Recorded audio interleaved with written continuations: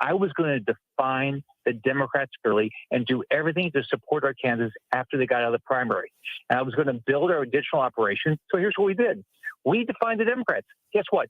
Every Democrat that we're targeting is under 50% favorable, and Biden's under 40% in that state. That puts us in a good position.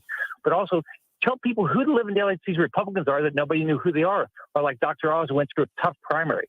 We've tripled the size of our files for digital. We've done really well, continuing to build our direct mail. So we did exactly what we said, and guess what? We can win. I mean, Herschel Walker's already up in the last polls 3 points against Raphael Warnock. Raphael Warnock, as we've defined him, he's no different than Chuck Schumer. Warnock got to move to New York and run in New York, not in Georgia. Look at Bud, he's up 3. Look at Oz, he's cut the lead of Fetterman in half. So we continue to raise our money. Our candidates continue to do their job. We are going to have a great November, and I'm going to bust my butt until the end to make sure we win. Finally, you and some of your colleagues wrote an op-ed calling for a clean continuing resolution, essentially a government funding plan that doesn't increase any spending between now and when a new Congress takes over in 2023. In this op-ed, you call out Democrats' insistence on tying approval of spending to other things like COVID money or some legislation relating to permitting oil and gas drilling. I suppose that's my long way of asking, are we looking at, yet again, more talk of a government shutdown, this time just before midterms? So what I've said is, look, you don't want to do your job? Don't go put in a whole bunch of wasteful spending. You've done a lot of that already. Just keep the government running, and then we're going to have an election in November. We'll go through and we'll do the budget as soon as we get back with a new Congress, because the Democrats have clearly failed us. And so I hope they don't shut down government, because it's 100% in their control to shut down government or not. Do we need more COVID money? How much more COVID money do we need? I keep hearing about how we're transitioning to the private sector now, that health insurance companies, this is no longer going to be government funded anyway. So if we're transitioning anyway, and that's the plan, how much COVID money do we need? If there's something we need, they should come and explain it to us. Here's what they do up here. They don't explain anything to you. They'll give you a bill and they expect you to vote on a $1 trillion bill a few hours later. This is wrong. This is not the way to govern. This is why we have 8.3% inflation. This is why the American public is fed up with Congress wasting their money. This is money that we are going to have to go borrow at high interest rates. I don't get what the Democrats' plan is. They have no plan, just spend money. Senator Rick Scott, thank you so much for your time. Thanks, Jessica. Have a great day.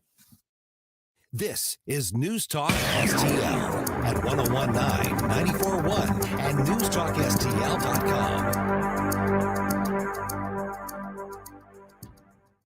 Let's see, if something costs less, but people are happier with it, that sounds like something to look into, and that's MediShare. Maybe you've heard switching to MediShare to pay for healthcare can save the typical family $500 a month, and that's huge, but it's also true that people are way more satisfied after making the switch, too. The customer satisfaction rate for MediShare is double that of the typical health insurance plan. Double. MediShare works. It's been around for more than a quarter century, and members have shared more than $3 billion of each other's bills. People love having telehealth and a huge nationwide PPO network. So, yeah, you can save a ton and like it better. Imagine being happy with how you're taking care of your health care. So if you're self-employed or part of the gig economy, or you just want a plan you're happy with, you can call right now and get a price within 2 minutes. A very, very smart use of 2 minutes. Here's the number you need. 844-94-BIBLE. That's 844-94-BIBLE. 844-94-BIBLE. Paid for by Christian Care Ministry. We tried Dynovite for gut health and immune support, and after a couple of weeks, our little Gizmo was acting like a puppy again. His coat was shinier, he had a lot less scratching and shedding, and he seemed like his happy old self. My dog smelled and scratched constantly. We bathed and sprayed her, took her to the vet, but no results. Now, a little Dynovite in her food helps Bella keep her beautiful coat with no scratching or smell. Get 10% off your next order of Dynovite nutritional supplements for dogs at Dynovite.com. Happier, healthier with every bite. Over 1 million pets helped with Dynovite.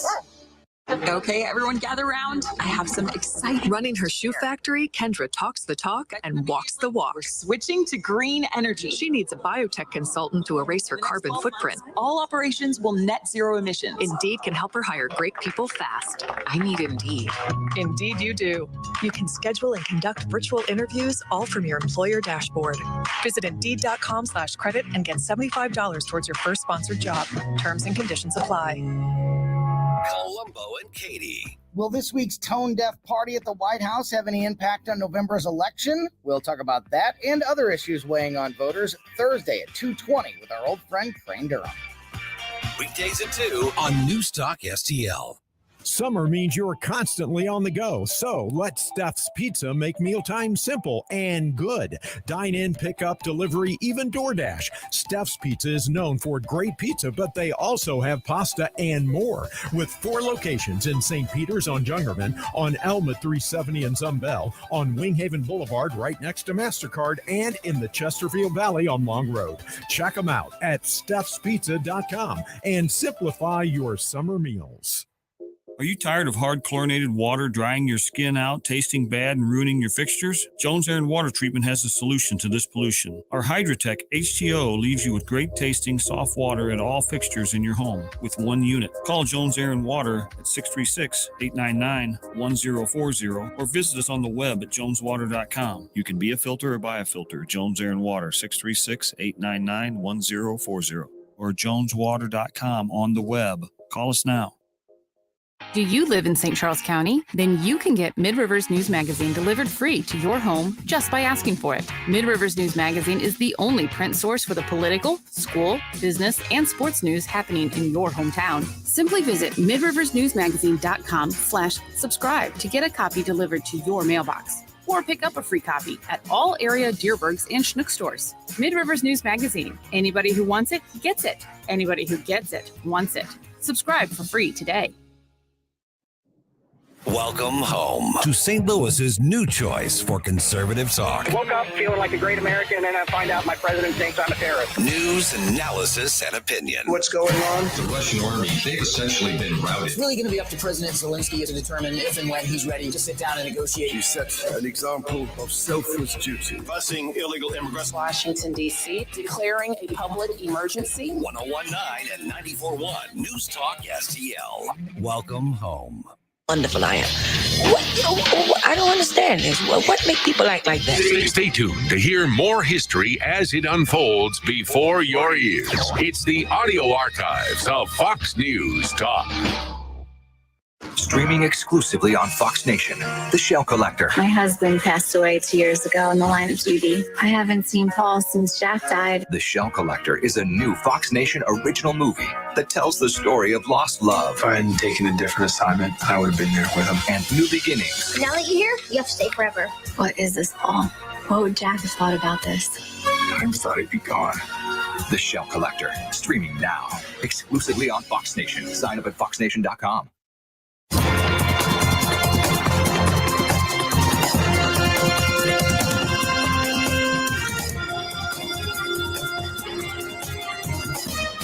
Now, a look at what's happening from the Fox News Rundown. Good morning. It's Thursday, September 15th. This is the Fox News Rundown. President Biden planning to speak at a White House event today on the corrosive effects of hate-fueled violence. Fox's Brian Schmelz reports. The president is bringing people together for what he's calling the United We Stand Summit, which the White House says is an opportunity for Americans of all races, religions, regions, political affiliations, and walks of life to take up the cause of combating hate-fueled violence. According to the White House, the summit will feature elected leaders, civil rights groups, activists, and others. The president is expected to give a keynote speech while bipartisan panels and conversations are had about fighting and preventing the issues. The White House announced the summit in August, not long after a series of racially motivated attacks, including the mass shooting at a Buffalo grocery store in May. In Washington, Ryan Schmelz, Fox News. A new abortion ban takes effect today in Indiana. The Indiana ban is the first passed by a state legislature outside of so-called trigger laws that activated once Roe v. Wade was ended. It only allows abortion in cases of rape or incest prior to 10 weeks of pregnancy, if the mother's life is in jeopardy, or if there is a terminal diagnosis for the fetus. The ACLU and other organizations opposing the law plan to challenge it in a hearing set for Monday. Abortion advocates say the new law not only affects Indiana, but neighboring Kentucky, where there is no access to the procedure right now. Gernal Scott, Fox News. And first-time jobless claims are due out today. I'm Sue Guzman on the Fox News Rundown. This is the Fox News Rundown. This is News Talk STL at 1019, 94.1 and NewstalkSTL.com. News, analysis, opinion. California Governor Gavin Newsom set to release a new plan that will ban gas vehicles by 2035. California's electrical grid is already terribly overburdened today. 1019 and 94.1 News Talk STL. Hi, this is David with Household Easy, and I buy houses cash. If you own a house and you want to sell it fast at a fair price, call me at 314-293-3000. I pay cash and close in as little as 3 days. I buy houses in any condition, any price range, and any location in St. Louis. I'm a private real estate investor who buys several houses a month, and I want to buy more. I buy inherited houses, divorce houses, behind in payment houses. I even buy my tenant won't pay me the rent houses. Do you own a house that is trashed and needs thousands of dollars in repairs? Great, because I love buying junk houses. I buy vacant houses, abandoned houses, condemned houses, and foreclosure houses. If you own a house and you want to sell it fast, call me at 314-293-3000. That's 314-293-3000. 314-293-3000.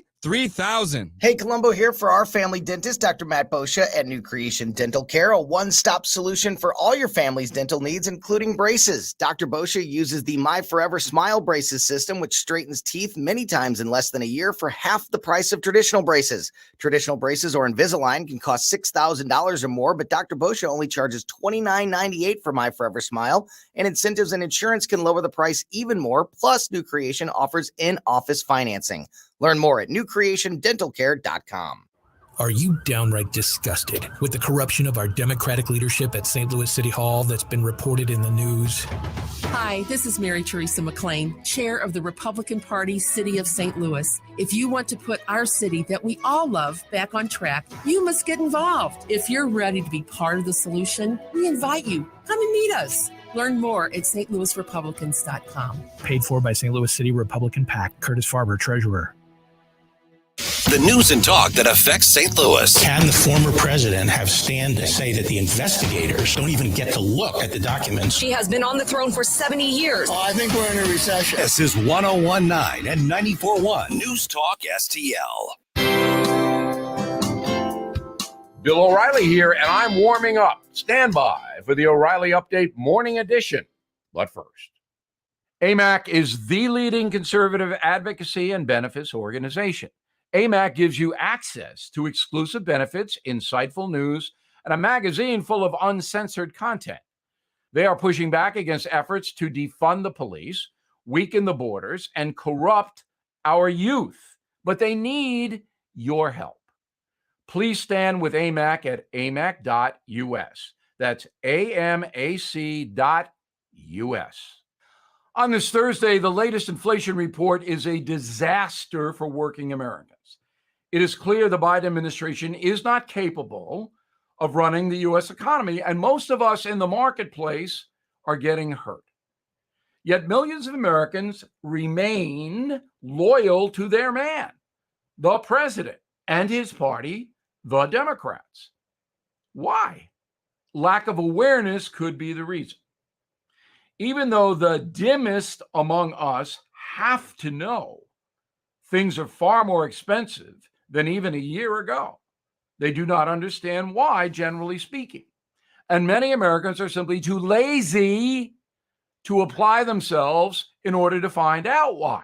That might take time away from fantasy football or gaming on your device. following the news cycle is boring for some, so they won't do it. Low information voters are a very big problem in the USA. A recent Annenberg study says fewer than half of American adults know the three branches of federal government. Thus, many folks allow and vote for incompetence and deceit because they essentially don't know what's going on. And unfortunately, perhaps tragically, that crew is growing fast. Now, maybe I'm wrong, and the midterm elections will show some awareness. Back after this. I am excited about a new streaming platform called VidGo. VidGo gives you the freedom to be entertained at a price you can afford. VidGo has all of my favorite live sports networks. They have a great choice of news. All of that for $59 a month. You deserve the freedom to be entertained at a price you and your family can afford. Please go to VidGo, VIDGO.com/Bill to check it out. That is the Morning O'Reilly Update. More analysis later on. From the Newstalk STL Weather Center.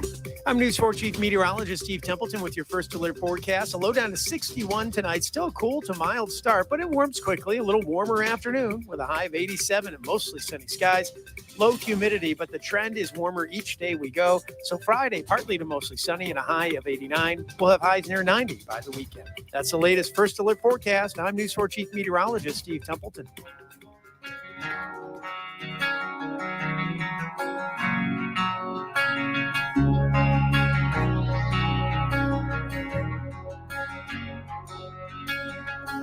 News, analysis, opinion.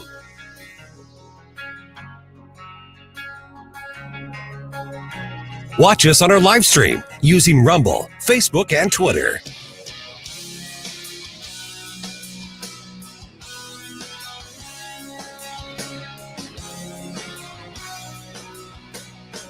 What's happening today? Here's your first dose of the news you need to know.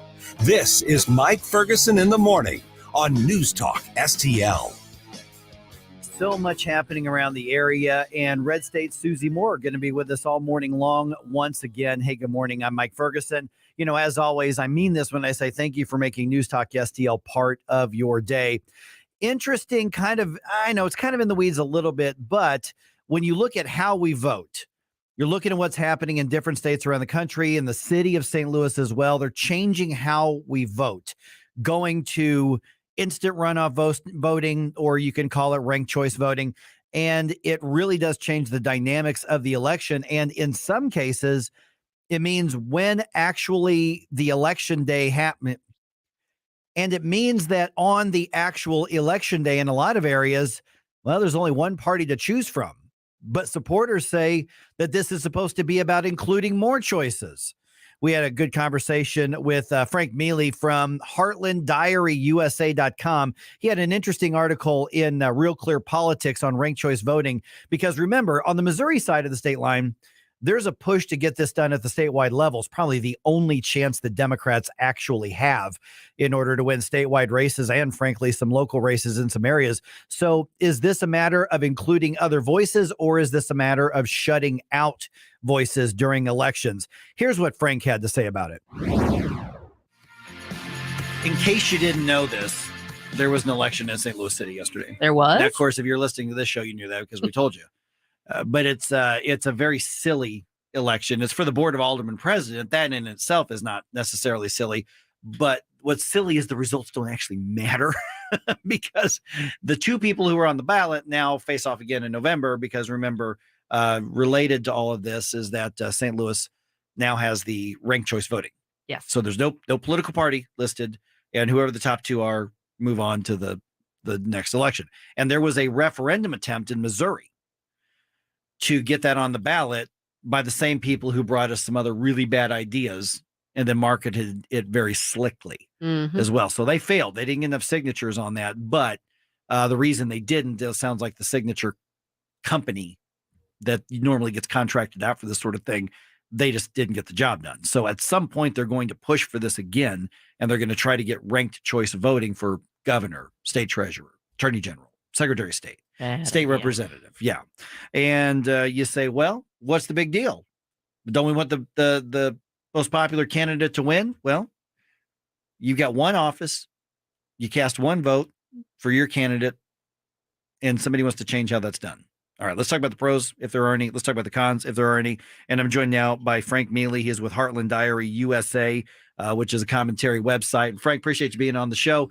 We got an example of this in Alaska with a Democrat being elected in a pretty red state. So walk us through the process, because you've got an op-ed that you published that's really hard-hitting on ranked choice voting. What examples do we take from Alaska? Well, the lesson from Alaska is that the voters can be manipulated into doing whatever the establishment wants them to do. And in this case, the winner of the special election in primary in Alaska to replace Don Young, who died after 50 years in office, was a ranked choice primary. And the initial results in June had the Democrat candidate at 10% in fourth place. And that candidate wound up winning the election, thanks to ranked choice voting, in the August primary. And it's a lesson for all of us that you can be manipulated. And the goal here, the theory behind ranked choice voting that they sell it with, is that you're going to eliminate fringe candidates and extremist candidates, because although they have a base of support, they have no second tier of support. And so somebody like Sarah Palin, who was on the ballot against Mary Pitola, the Democrat in Alaska, is going to be eliminated because people won't want her as the compromise candidate. And so they sell it as, we're going to find the consensus or the compromise. And it proves to be a huge danger, because people with money, lobbyists, groups, can basically manipulate the system by putting in fake candidates that they know are going to take votes on the first round, and then push those votes to their favored candidate later. So that's the basic premise behind it. The article is called "Ranked Choice Voting Leaves Behind Rank Odor," and you can actually see that at realclearpolitics.com. Frank, the argument can be made, well, but yeah, in a general election, you could put in a third party candidate or something like that. What's the difference between that scenario with a spoiler, basically, and a ranked choice voting situation? Well, they're trying to eliminate political parties as the operative methodology of our elections. And while people don't like political parties, consider how little power you have as an individual when your party that represents you is taken away from you. The thing that most Republicans have been upset about is that the party hasn't represented them as individuals. And we've got a clear case of that here, because the two people that I'm responding to in my column are two Montana politicians, Republicans. One was governor, one ran for governor, and they basically are throwing the Republican Party out the window. I mean, you got to admit, Mark Roscoe, the former governor, he voted for Hillary Clinton in 2016. Bob Brown voted for Joe Biden in 2020. So these are not people who feel strongly about the ideals of the Republican Party. They use the Republican Party to get elected, but they have purposes beyond, what the average person who votes Republican has. I mean, remember, this whole thing, the money behind ranked choice voting comes from George Soros and from far left think tanks and foundations. They want to manipulate the system. They want it. And the other thing to remember, the same people who are pushing ranked choice voting are the people who are running the government now, giving us higher crime, higher inflation, open borders. You really cannot trust them. And they clearly have an agenda that doesn't involve you as an individual. Frank, you kind of answered my question in terms of who's pushing this, but a follow-up, we have this kind of, prime example in Alaska with what just happened with the primary. And yet these same candidates are going to be facing off again just, in a month and a half now in November. Do you get the sense that they're, because of the sort of, I don't know if I'd call it shocking, but maybe undesirable outcome from a Republican standpoint in the primary, that will motivate more voters to get out and be more strategic in their voting in November? Well, one of the things it does is it forces the candidates who survived that first round to play a political game. Instead of talking about their policies and what they want to accomplish, they have to talk to their voters about, okay, here's the best way to make sure that the liberal Democrat doesn't win on that last round of voting. And so, put this person down as your second choice, or don't put anybody down as your second choice. And so it becomes a completely mechanical thing instead of about the future of our state or our country. And that's really concerning to me also. And of course, you look at areas that to have a ranked choice voting is where all the candidates, all the parties, essentially, unless somebody does it at the party level in a primary, they all go on to the same primary, which is what we're seeing in Alaska and some other places as well. And for instance, in St. Louis, that guarantees, in the city of St. Louis, that guarantees there will never be a Republican on that general election ballot under the way that system goes. And so you're just... Yeah, that's key. That's key. I should have really brought that up because it all starts with that open primary. And in Montana, we've got an open primary to the extent where anybody can go in on election day and say, I want to vote Democrat or I want to vote Republican. And that bothers me.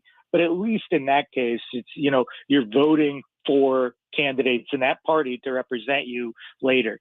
But in the open primary, you've got in Alaska, you had like 15 or 20 people all running against each other. And the reason they're doing that, the reason they attract so many candidates is all you got to do is get to that fourth spot.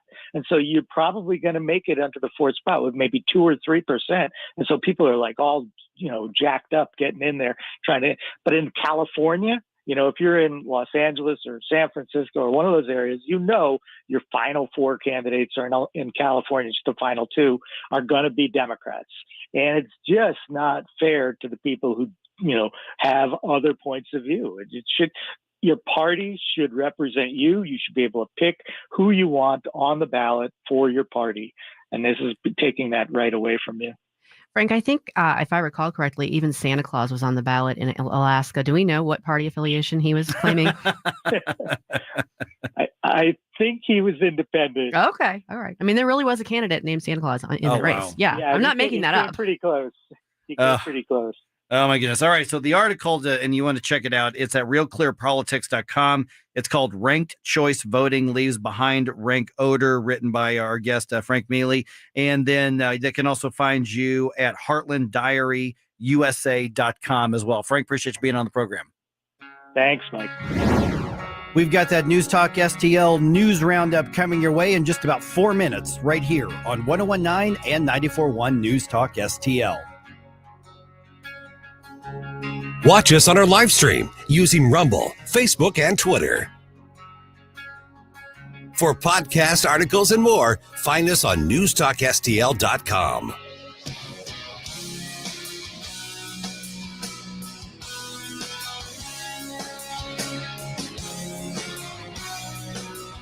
Let's get the day started right.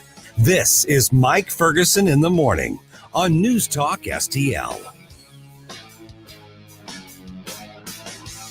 Now the O'Reilly Update brings you something you might not know. Bill O'Reilly, weeknights at 6:45. Brought to you by Gloria Lou Realty. Visit GLInternationalRealty.com. No spin, just facts, and always looking out for you. On News Talk STL. From home improvement to replacement, do-it-yourself electrical projects can be shocking. That's where Grasser Electric can help. They've been lighting up St. Louis for years. From ceiling fans and dimmer switches to repair or replacing your electric. No job is too big or too small for your home or business. Grasser Electric will even install emergency backup generators. So call Grasser Electric today before the sparks start to fly. 636-441-5200 or go to grasserelectric.com. The Vic Porcelli Show. Jeffrey Toobin is leaving CNN. He's finally retiring after the big Zoom meeting thing. But I didn't realize, Ken, that he was in The Karate Kid. I didn't realize that. Oh, Jeffrey Toobin? Yeah. What did he do? Wax on, wax off. That's right. He said it. You got me. Gotcha. And he said it, I didn't say it. So that's great. So you're in trouble, not me. Vic Porcelli, weekday mornings at 9 on News Talk STL. Packages start at $29.99 a month with signed agreement. Restrictions apply. Speak to a representative for complete offer details. See Vivint.com for license details. Terms and conditions apply. Homeowners, if you're looking for the best in home security and smart home technology at a price you can actually afford, we have great news. Now you can get Vivint's award-winning home security systems starting at about $1 a day. U.S. News and World Report has recognized Vivint as the best professionally installed home security system of 2022. And right now, you can get Vivint's home security technology for about $1 a day. Plus, get free professional installation from a licensed technician. Protect your home and loved ones for as low as $1 a day. Call right now for your free home security consultation. 800-561-3405. 800-561-3405. 800-561-3405. That's 800-561-3405. Subscribe and watch your favorite News Talk STL shows. Mike Ferguson in the morning, The Vic Porcelli Show, Columbo and Katie, Jones and Arps. Webcam streaming on Facebook, Twitter, Rumble. Subscribe and watch News Talk STL.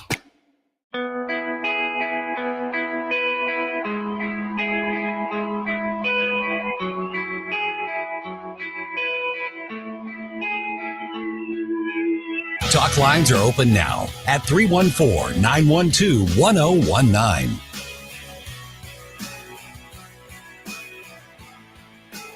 Having your first cup of coffee? Mike's on his third. This is Mike Ferguson in the morning on News Talk STL.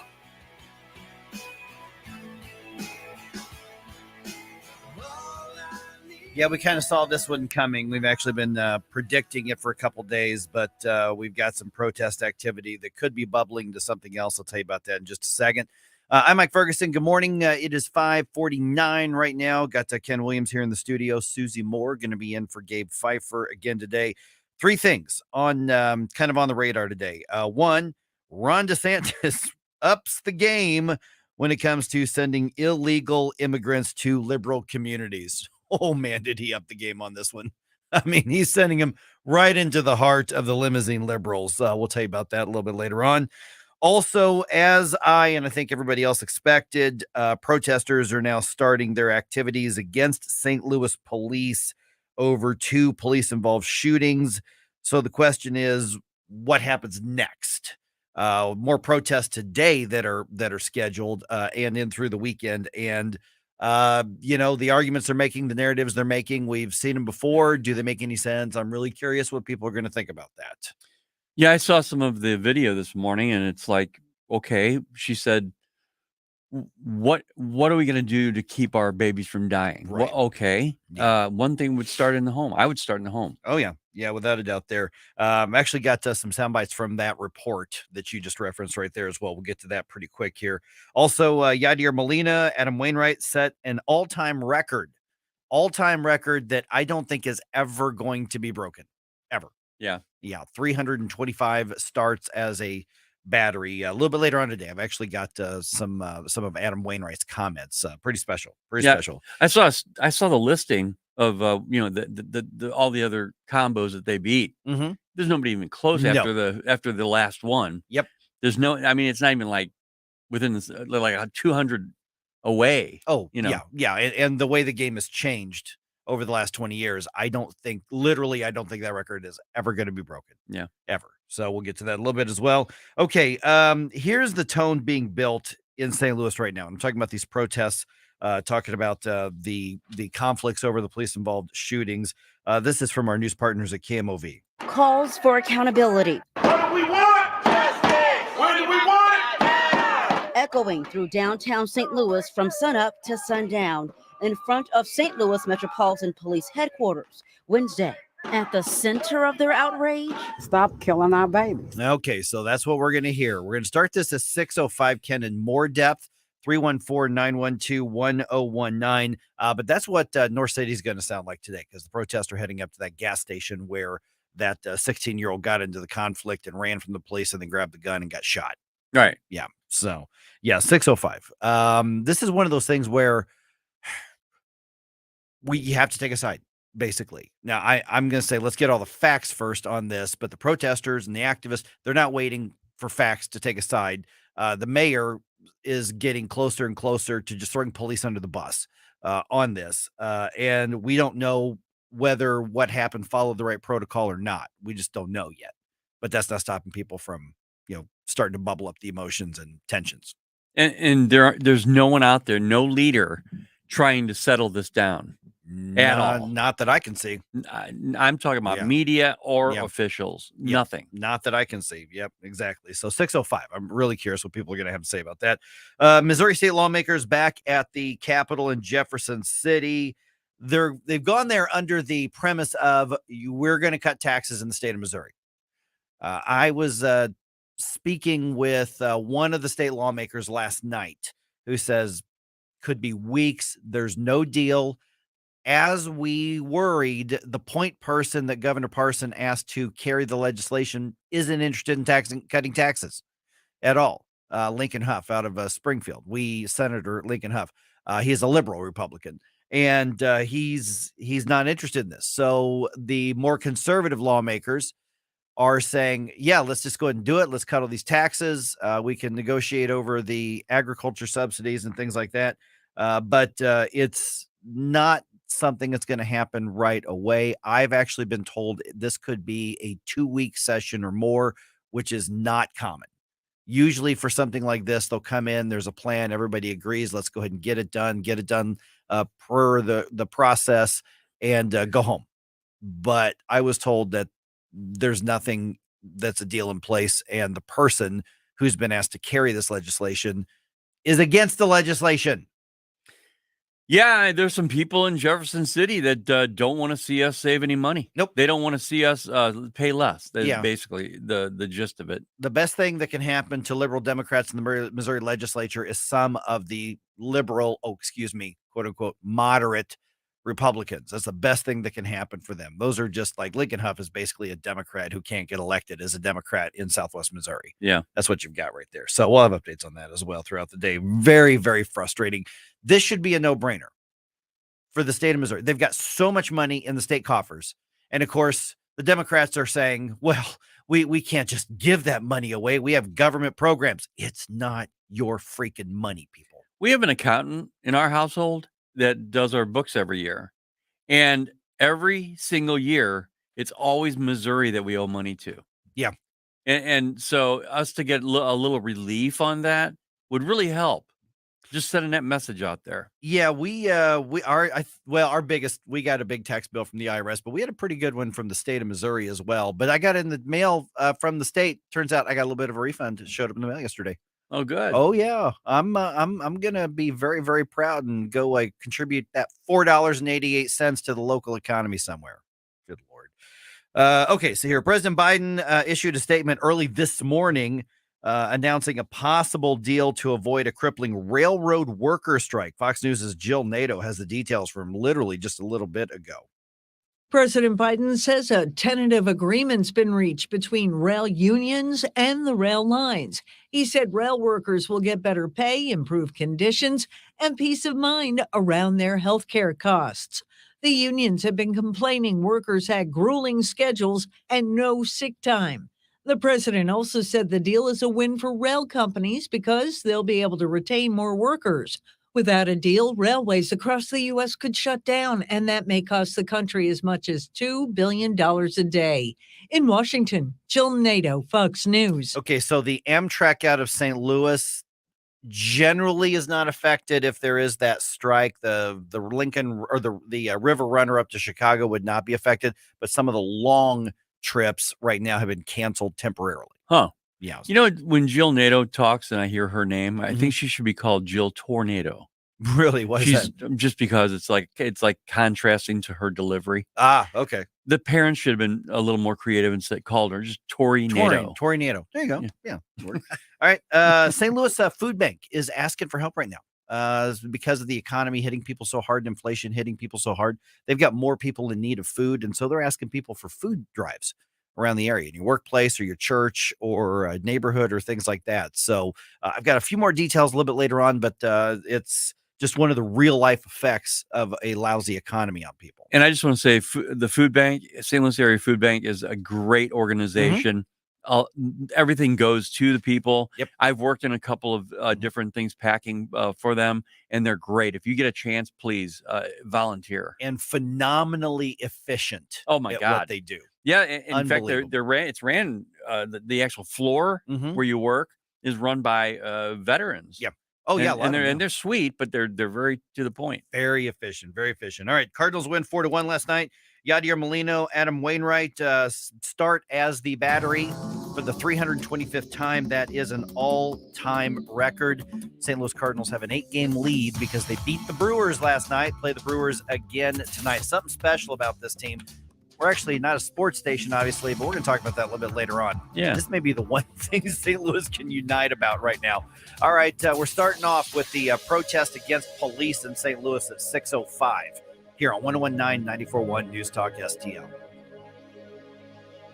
If you are on Medicare, you need to listen to this message. Open enrollment for all Medicare participants starts October 15th. This is a very critical time of the year for you to make needed changes to your plan. This is Mike Butts with MB Health Insurance Agency. Regardless if you are new or renewing your health insurance, the process can be confusing and very time-consuming. MB Health is local here in St. Louis, and we will handle your enrollment quickly, properly, and effectively. Find us on the web at mbhealth.com. MB Health can also help small businesses find the perfect medical coverage for their employees. That's mbhealth.com.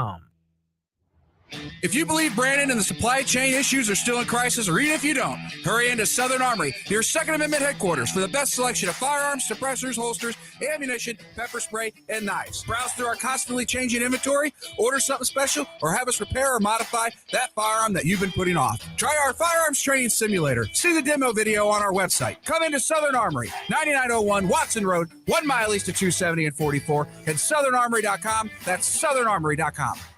Are you looking for the cheapest prices on car insurance? Then call the Cheap Car Insurance Hotline right now. Hey, you're guaranteed to save money on your car insurance. Most car insurances can be canceled at any time. That means if you find a better deal, you can switch right away. We're not just one company. We offer most of the major brands of car insurance. We're like a discount supermarket for car insurance. And it doesn't matter if you have a good record or a bad driving record. Our agents are experts at finding you the right car insurance for your needs. Our average customer saves hundreds of dollars a year when they call us to switch. So why don't you make this 100% free call right now and see how much you can save on your car insurance? Paid for by AIS Insurance. 800-721-5741. 800-721-5741. 800-721-5741. That's 800-721-5741. KLDY HD3 Clay, K270BW Belfast, KNBS Bowling Green. This is News Talk STL at 1019 94.1 and always streaming at newstalkstl.com. Breaking news this hour from townhall.com. I'm Rick Thomason. There may not be a freight rail strike after all. The White House says there is a tentative agreement to avert a walkout. Correspondent Donna Warder says that a strike would have a devastating impact on the already struggling economy. Members of the Business Roundtable, a Washington-based group that represents CEOs, issued its quarterly outlook for the economy Wednesday, saying that supply chain problems that have existed since the pandemic would be geometrically magnified. A walkout had been threatened for tomorrow. A judge puts an Ohio pro-life law on hold for now. It prohibits most abortions after the first detectable fetal heartbeat. Cardiac activity can be detected as early as 6 weeks into pregnancy before many people know they're pregnant. Ohio's law went into effect after the U.S. Supreme Court overturned the Roe v. Wade decision in June. But the judge's action means abortions through 20 weeks gestation may resume for now, as was the case before the ban went into effect. Abortion providers represented by the ACLU of Ohio are seeking to permanently block the law. I'm Ben Thomas. Florida Governor Ron DeSantis has sent a couple of plane loads of illegal immigrants north to the liberal enclave of Martha's Vineyard, Massachusetts. Spokesman for the Republican governor says part of the state's program of sending migrants to so-called sanctuary destinations. About 50 arrivals in all, including children who entered the U.S. illegally under President Biden's open border policy. And a developing story this morning, several busloads of illegal immigrants have just pulled up outside Vice President Harris's official residence at the Naval Observatory in Washington, D.C. We don't know if the vice president is there, but the migrants are. Wall Street Dow futures down 53 points. More on these stories at townhall.com. Relief Factor, pain relief that's natural, pain relief that works, and pain relief that attacks the source of the pain. That's the experience of tens of thousands of Americans who are taking Relief Factor right now. See their incredible video endorsements at relieffactor.com and then order your 3-week quick starter pack for just $19.95. That's less than $1 a day. Find out if it can work for you like it works for me by ordering your 3-week quick starter pack today. Relieffactor.com, relieffactor.com. Be the next success story. The Angie's List you know and trust is now Angie, and we're so much more than just a list. We still connect you with top local pros and show you ratings and reviews, but now we also let you compare upfront prices on hundreds of projects and book a service instantly. We can even handle the rest of your project from start to finish. So remember, Angie's List is now Angie, and we're here to get your job done right. Get started at Angie.com. That's ANGI, or download the app today. From the Michaels Flooring Outlet Traffic Center.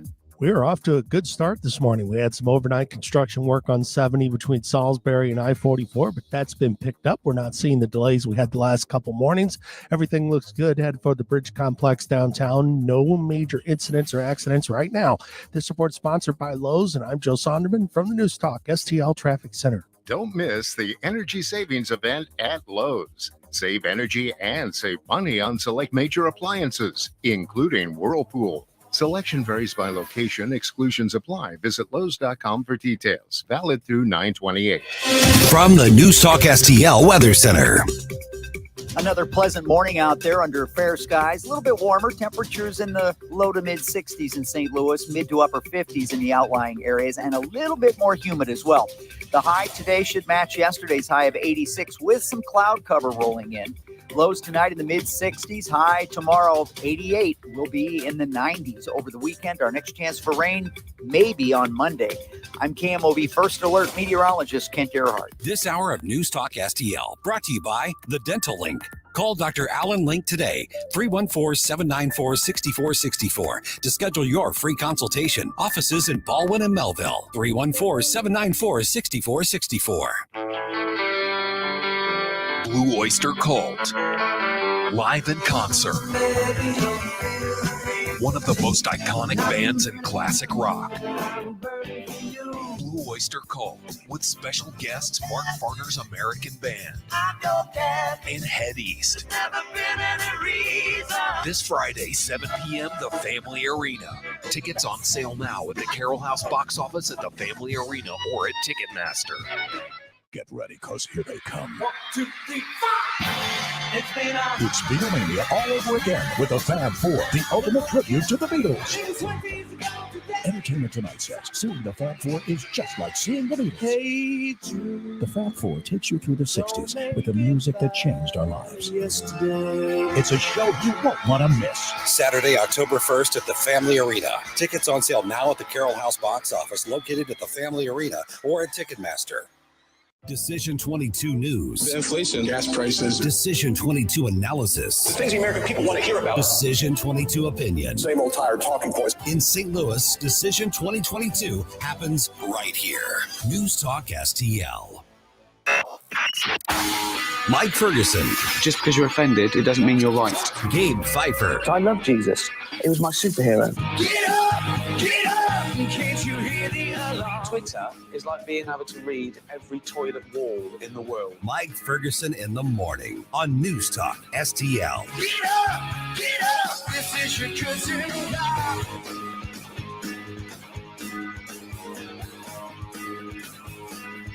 Is this a matter of here we go again in St. Louis after a police-involved shooting.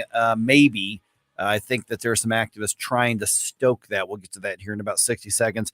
At around 6:20, some liberals are lashing out over illegals being sent to them. I've actually got an update on what Governor Pritzker is doing in Illinois. Basically, everything that they're being forced to do is admitting that illegal immigration is a massive problem.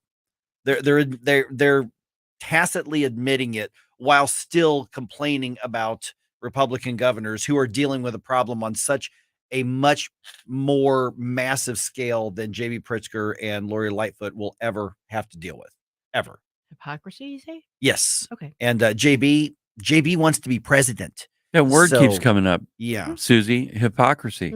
Yeah, JB wants to be president. He's angry about dozens, maybe 100 or a couple hundred illegal immigrants when there are literally millions that we're trying to deal with here. So we're getting he's being tested on the issue and he's failing miserably. So we'll have that update at 6:20.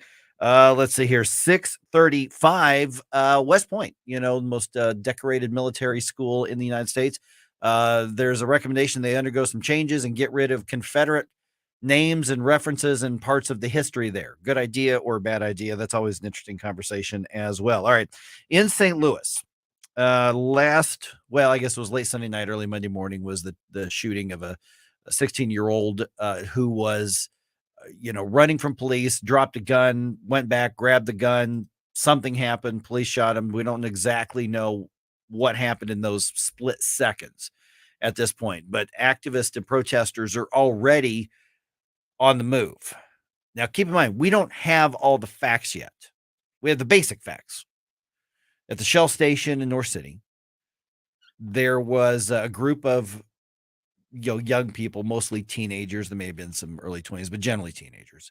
And police officers, plainclothes police officers, they had their vest on that said police. They approached him. The kids scattered. We don't know what was going on with it. This one young kid trips, drops his gun, 16-year-old drops his gun, goes to grab the gun, and then that's when the shots were fired. So protesters are now, and you hear this with media, demanding justice, demanding accountability. We don't know that that is owed at this point because we don't know if the police did anything wrong. Maybe they did. Maybe they didn't. We don't know. But activists were in front of the St. Louis City Police Department yesterday. And we've got a report here from Melanie Johnson from KMOV. But here's part of it. She's talking to an activist named Anastasia Sayas. And this gives you the argument and the mindset that is being used to kind of bubble up these tensions with these protests. We're demanding justice for Daryl Ross. Police say the teen ran from police, dropped a pistol during the chase, then tried to reach for the weapon. We're told that's when two officers shot him. It's really sad that trained police officers have gotten to the point that they don't know how to talk to children, that children are afraid that they have to carry guns and run from the police. Okay, so a 16-year-old with a weapon is children, and children have to carry guns because they're afraid of the police. That's the argument being made there. Horrible thing to be, just a horrible argument. Yeah. I think for consistency's sake, I think it's okay to characterize a 16-year-old as a child because they are still a minor. They'd still be considered a juvenile. So I don't have an issue with that. Doesn't mean they aren't capable of harm. It doesn't mean that they can't pose a threat to police or others if Right. they have a gun and are, intent on harm. So that kind of, you have to take that into consideration. But yeah, the framing of it as they've got to defend themselves from police. No, you don't defend yourself from police with a gun. I mean, you have already kind of surrendered at that point because you're pretty much signing your death warrant. Yeah. These stories that are happening in St. Louis almost every day are horrible. They're the most upsetting thing that I hear from the news these days. The problem is it's in the home. I know I'm sounding old fashioned. It starts in the home, and they keep talking about when are they going to stop killing our babies. Well, if your child is running around with a gun and running away from police, maybe there's a problem with the situation he's being brought up in. Yeah.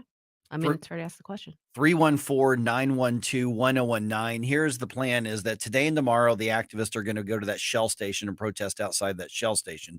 On Saturday, they're going to have a candlelight vigil in memory of Daryl Ross, who's the 16-year-old that was shot and killed. The mayor says that she is going to have whatever video is available, probably from the Shell station security camera would be my guess. That'll be released. I don't know how much there is because this happened behind the Shell station as the young people, the juveniles were running from behind it. And so there's going to be more of the protests. And when you look at the language being used that we just heard right there, I am still keeping an eye on this because this is the type of thing that can bubble up into something bigger. Now, Sure. do I think it's going to be another round of Michael Brown protests? No, I don't think it'll be anything like that. But I do think this is a possible situation where things could get big, could get out of hand, unfortunately I hope not get violent. But the bottom line is that what's being argued is jumping to conclusions because we don't know what happened. Maybe they're 100% right on this. I doubt it, but maybe they are, but we don't know yet. And so it doesn't matter whether those of us sitting here in a radio studio or listening at home, wherever you are, say, we don't have the facts yet. They could be completely wrong. When these emotions bubble up, it doesn't matter if what they're saying is right or wrong. They're still building those tensions. They're still building that bubbling up. And there's a lot of people, I guarantee you, there are people on the road in cars and in vans right now headed to St. Louis because they look for stuff like this to cause trouble. Oh, the professional agitators. Yeah, your DeRays. The Soros paid, yeah, those people that are paid Antifa that doesn't exist, for example. It's just an idea. Yeah, Just an idea. BLM, those types of people. But also, they need to take care of this before it gets that big, Mike. And I'm talking about the government of Missouri. And do you remember back in, I think it was 2015 with Brown, the governor of Missouri did a terrible job of taking care of that situation. And I think, they need to tamp it down before it gets like that. Like if it starts to bubble up to that degree where they're blocking highways and starting buildings on fire, it needs to be stopped immediately before that happens. My gut tells me it doesn't get that big, but my gut tells me it's going to get bigger than it is now. Yeah, If I that think makes that's sense. probably no, it does. It makes perfect sense. Yeah, I mean, it is something that I think you're right. It's brewing, it's bubbling. One thing I wanted to mention, they're the calls for justice and the calls for accountability.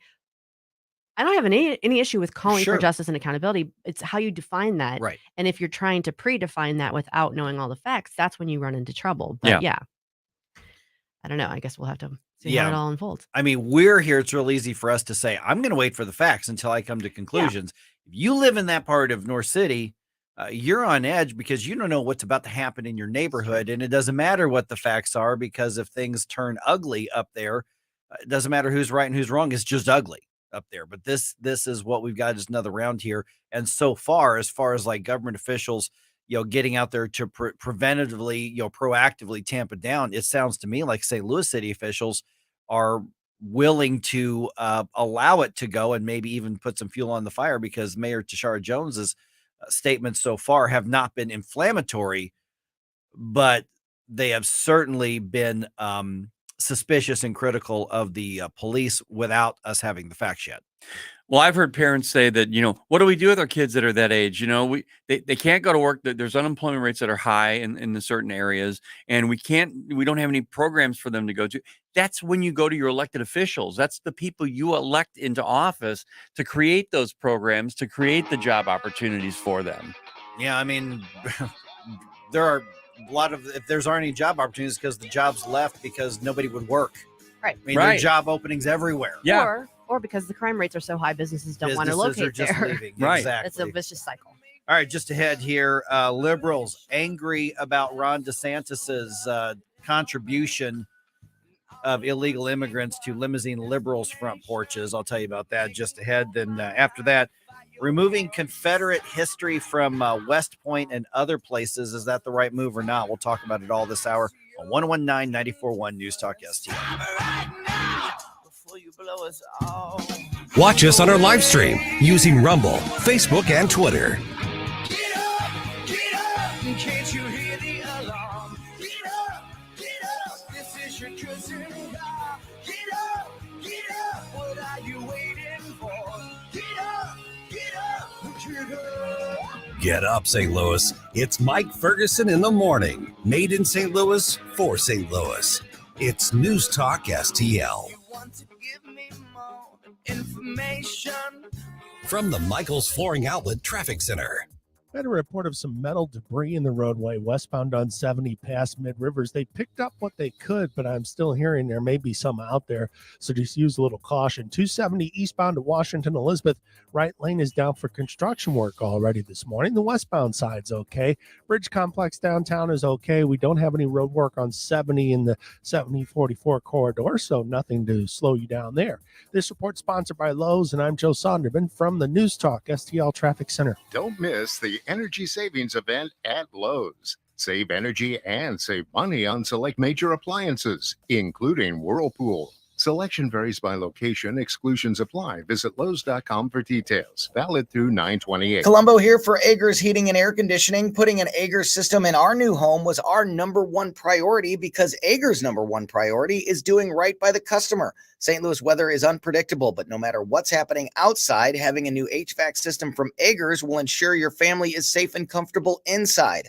Whether you need repairs or replacement, Agers has you covered with the clarity and attention to detail your home deserves. Contact Agers now at 636-242-6515 or through their website, callagers.com.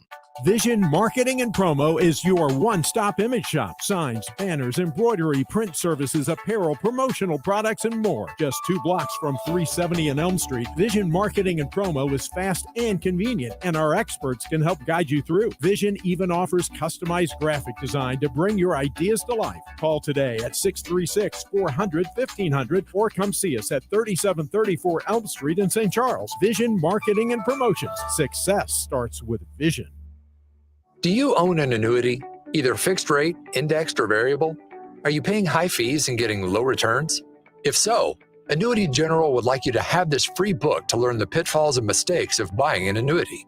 The Annuity Do's and Don'ts for Baby Boomers contains the little-known truths about annuities, like how to help reduce your fees and increase retirement income. And it's free. That's right, free. As a bonus, we'll also throw in a free annuity rate report just for calling. We researched over 1,000 annuities and summarized rates and benefits from financially strong insurers.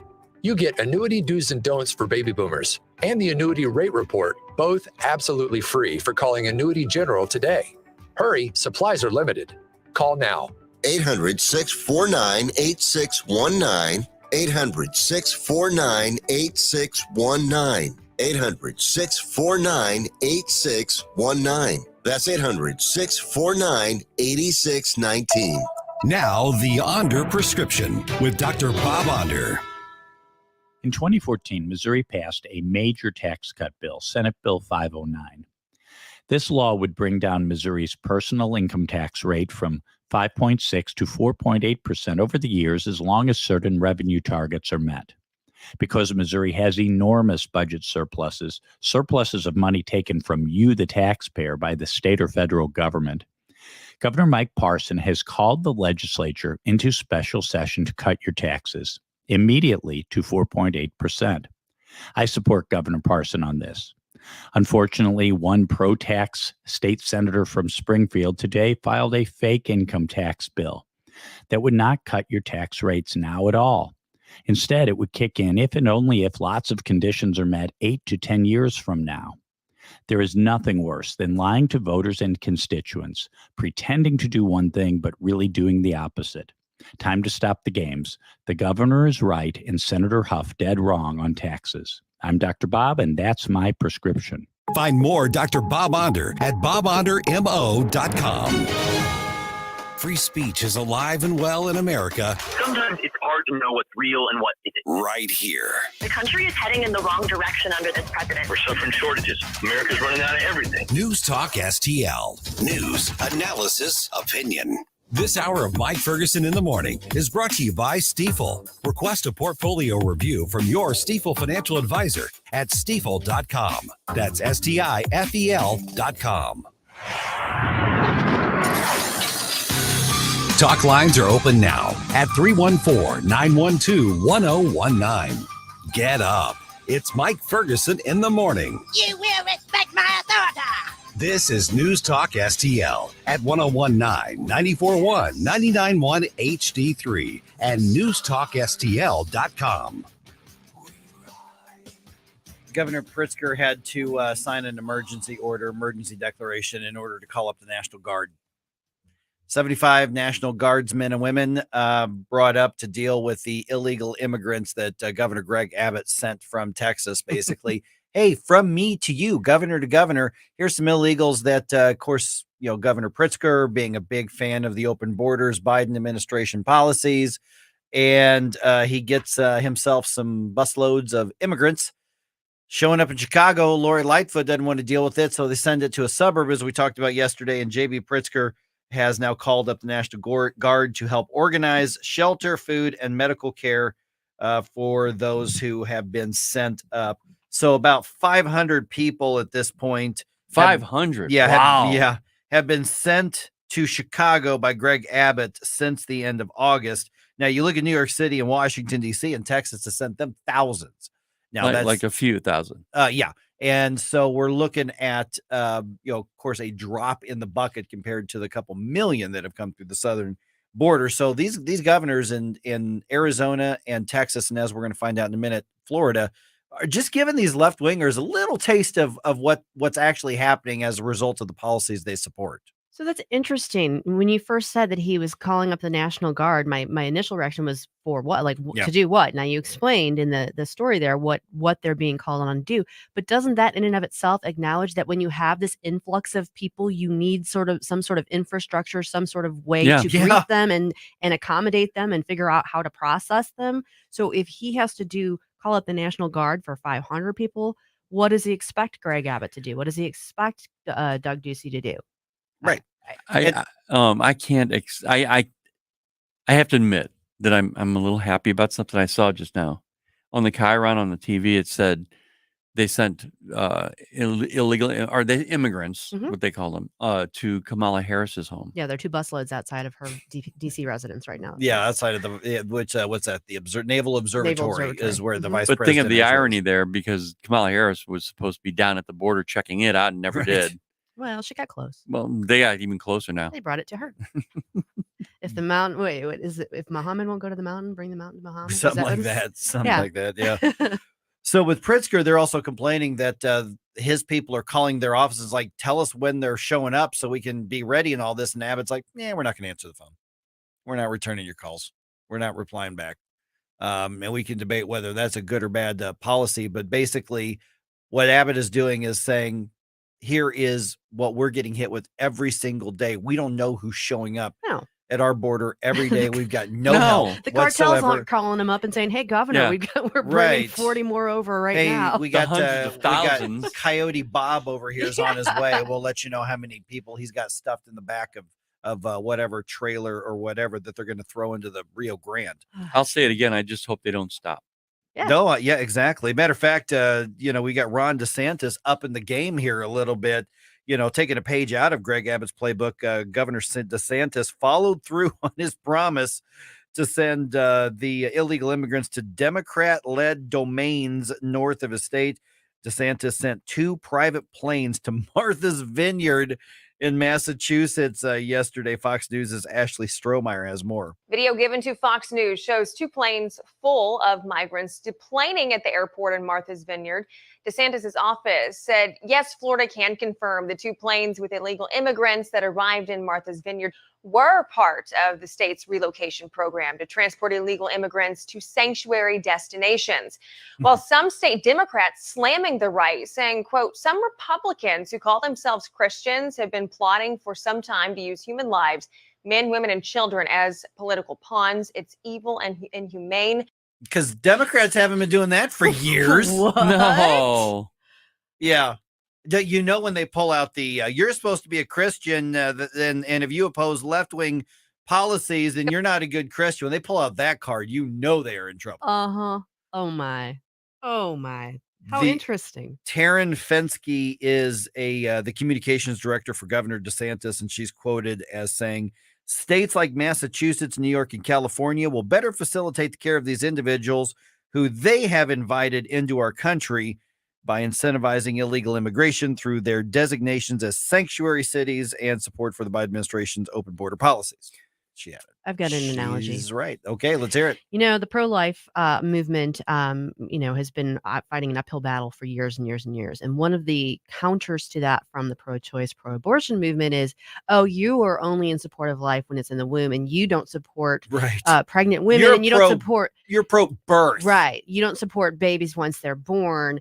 You better, are you prepared to adopt these children? Are you prepared to step up and support these families that you're insisting, continue to do through pregnancy, forcing them to have children, right? If so you're a hypocrite if you aren't doing that, which, by the way, many pro-lifers are, but that's the massive argument. Waiting list for adoption. So how is that any different from the argument that, hey, you guys are a sanctuary city, you say the border should basically be open, why aren't you ready to support these people coming across? Absolutely. I think it incredibly highlights their hypocrisy. I mean, they talk about, well, we want to just make sure that as many people that want to come into the United States should be able to open those borders, but just don't open them around me. Yeah, just don't. Hey, don't stay off the lawn. That's nice. I just had that done. I mean, and of course, I didn't realize that. I don't know which state, whether it was Arizona or Texas, sending the buses to the Naval Observatory. That's a gutsy move. Sure. Boss move. Yeah, I think. I mean, they're sending hundreds. Yeah. Okay. 500 here, 500 there. There are hundreds of thousands coming over the border. Right.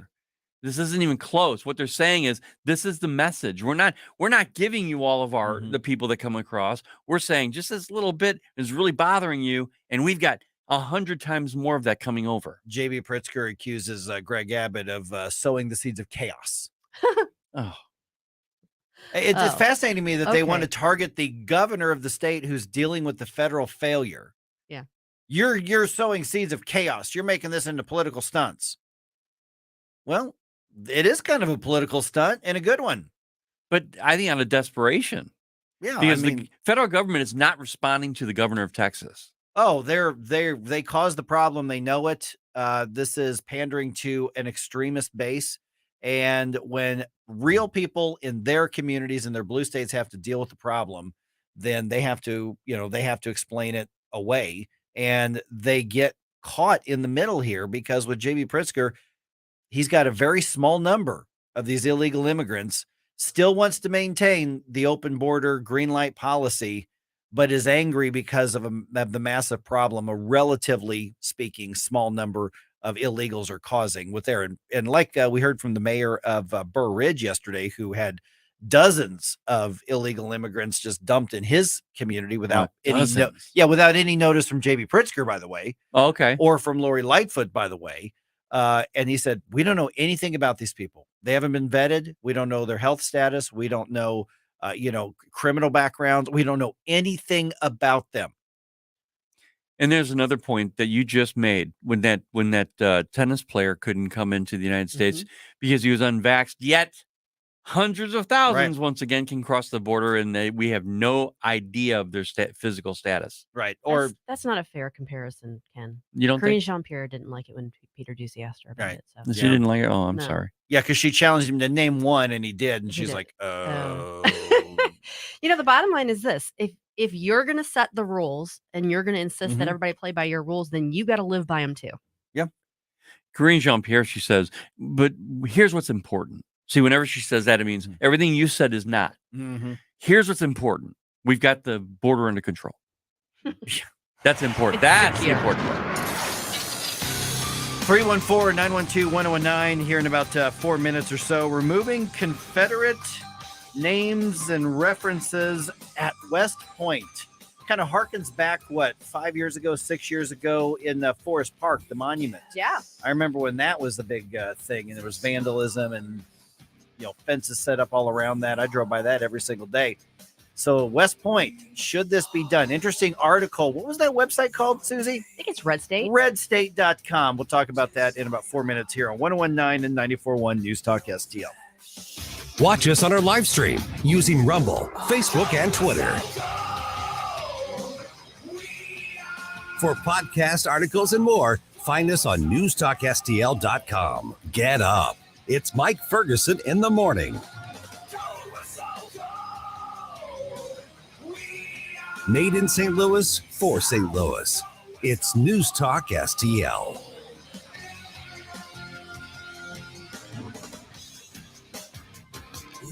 St. Louis's new choice for conservative talk. We need change in our country right now. Live and local. They clubbed us over the head for 2 years. Yep. You want corruption? This is how we get corruption. This is News Talk STL. From the News Talk STL newsroom, I'm Joey Vasevich. Mayor Tashara Jones's office said yesterday that a portion of video footage in Sunday's fatal St. Louis police shooting of a 16-year-old will be released in the coming days. The 16-year-old was armed and running from police, but his family disputes whether his gun was out and whether officers identified themselves.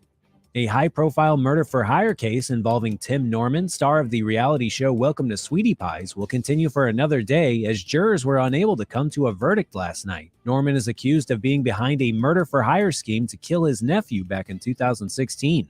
A Metrolink train hit a vehicle yesterday shortly before 2 p.m., sending at least one person to an area hospital. The crash also temporarily trapped a man in his truck. Trains stopped operating between the Emerson Park and Fairview Heights Metrolink stations, and a bus was transporting passengers between stops.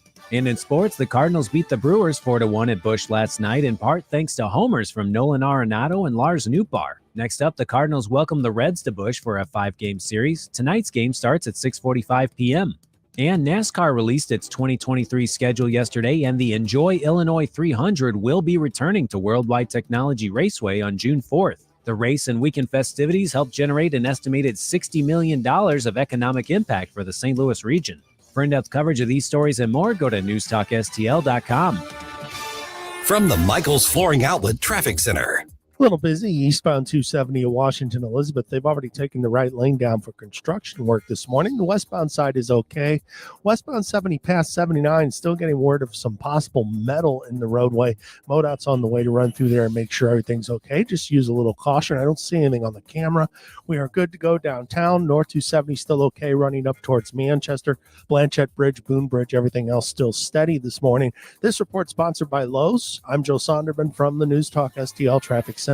Don't miss the energy savings event at Lowe's. Save energy and save money on select major appliances, including Whirlpool. Selection varies by location. Exclusions apply. Visit Lowe's.com for details. Valid through 9/28. From the News Talk STL Weather Center. Another pleasant morning out there under fair skies. A little bit warmer. Temperatures in the low to mid 60s in St. Louis, mid to upper 50s in the outlying areas, and a little bit more humid as well. The high today should match yesterday's high of 86 with some cloud cover rolling in. Lows tonight in the mid 60s. High tomorrow, 88, will be in the 90s. Over the weekend, our next chance for rain may be on Monday.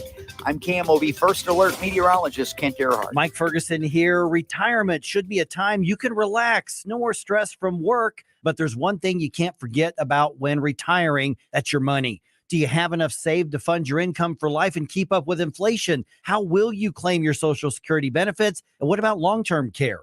The ClearPath Wealth Management Group at Stifel is here to help answer all of these questions. You can hear their latest views on the markets and investing during On the Money, hosted by Stifel financial advisors Bob Stockdale and Eric Robert, every Saturday morning at 9, right here on News Talk STL. They can help you get organized, guide you through critical retirement decisions, and create an investment portfolio designed around your needs. To schedule your free retirement plan consultation, go to clearpathinvesting.com. That's clearpathinvesting.com.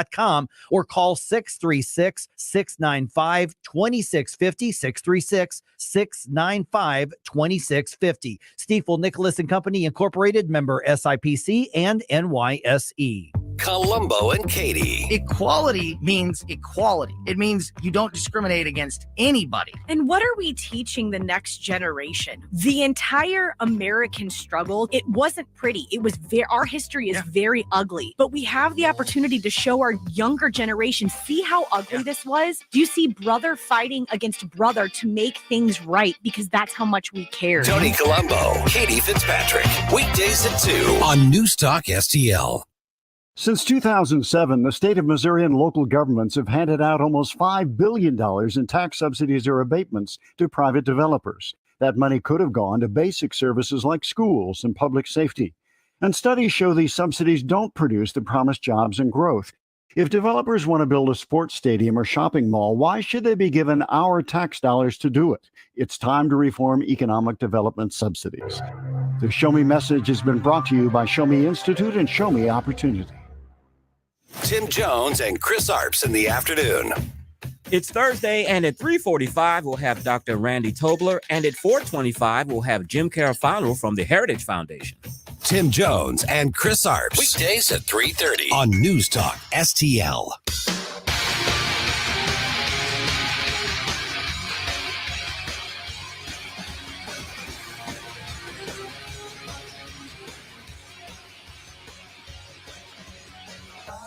Talk lines are open now at 314-912-1019. This is Mike Ferguson in the morning, made in St. Louis for St. Louis. It's News Talk STL. A lot of times we talk about the economy. We talk about numbers and charts and arrows going up, arrows going down. In St. Louis, all of those arrows and numbers are reflecting the fact that people are struggling. So here in about, let's do this in about 13 minutes or so. One of the biggest St. Louis nonprofits is asking for help, and it's actually easy to do, and it's kind of fun. And so I'm going to give them a shout out here right around 6:50. Very easy to do. All right. I'm Mike Ferguson. It is coming up on 6:38. Got Susie Moore in for Gabe 5 for today. That would be Red State Susie Moore. That's me. Redstate.com Susie Moore, and Ken Williams, of course, and Red State. So interesting article. Was that published last night or was that published this morning? Late last night. And so the headline is Purge Continues as Congressional Committee asks West Point to toss Robert E. Lee into the dustbin of history. What they're talking about here is removing references and statues and pictures and things like that. That was written by your writer, Mike Miller. And so what did he find when it comes to what this, I mean, we're talking actual House of Representatives, oversight, like an oversight committee. Saying, nope, you've got to, comb through these references and get rid of this reference because obviously Robert E. Lee, general of the Confederacy, general of the, of the southern states of the Confederacy. Yeah, I mean, basically the recommendation of the committee was that those references to him and two other Confederate, I don't know if they were all generals, but to be removed. And obviously the reasoning behind that is because they represented the Confederacy and that was bad. That was the South. That was the side voting for slavery. That's the side that lost. So we shouldn't have these the Democrats honor these symbols and these programs, honoring them with their names. And it's kind of stunning when you think about it. I mean, the number of institutions and entities and locations and streets and everything that are named in the United States and even in our military, our bases and the academies and everything for people on both sides of that war. So, you're talking about kind of a wholesale rewriting of that. I'm going to probably say something unpopular. Okay. 314-912-1019. So I'm a big history buff, and I 100% do not agree with trying to erase, rewrite, or revise history in any way, shape, or form. I do see sort of the point of saying, okay, something that was named after somebody to kind of honor them. In hindsight, if that's not somebody that represents the values that we want to be consistent with, maybe there is room to consider renaming. And I understand when you're talking about the Civil War and you're talking about slavery, I kind of get that argument. But I also understand, I'm not in favor of just erasing from history. So I'm kind of I have mixed feelings Yeah, about we that. got two layers here. One is actual West Point, what this story is Yeah. over here, and then there's also that larger picture. And I go to that Forest Park Monument. Was that 5 or 6 years ago? I think it was, where you remember they had to fence the thing. It'd been there for like 100 years. Then all of a sudden, people got Right. outraged over it, and it was from the Daughters of the Revolution, I think. Was it Daughters of the American I don't think it was Revolution, or was DAR. I it think it was Yeah. the Daughters of the Confederacy? Confederacy. I think Mhm. is what it was, and it had been there, and of course it was vandalized, and that was everything that happened there, and the city officials wanted to grind it up and use it in pavement and filling potholes with it, and I think the History Museum said, no, this is historic. Right. We'll take it, and the neighbors out there on Lindell, I talked to a couple of them because I actually worked right off of Lindell and Union at that time. Yeah. And so I was talking to a couple neighbors because I was taking pictures and just putting them up on websites for my, my news site that I had back then. And a couple of them said, this is a very pretty monument, but we're tired of all the, the vandalism. And now we're worried about our homes being, vandalized and broken into because of the type of angry activist that's showing up at Forest Park just for a monument. So they're like, if it takes getting rid of that to protect our homes, we're fine with it, even though we don't agree with it. Right. And that's kind of that intimidation tactic that's Yeah. used with a lot of these protesters. Well, and I don't like that idea. Right. I mean, it shouldn't be about that. It should be about let's look at this. Let's take some perspective on this. Mhm. Let's recognize the historical significance. But maybe if it's deemed as something that's kind of honoring somebody from Mhm.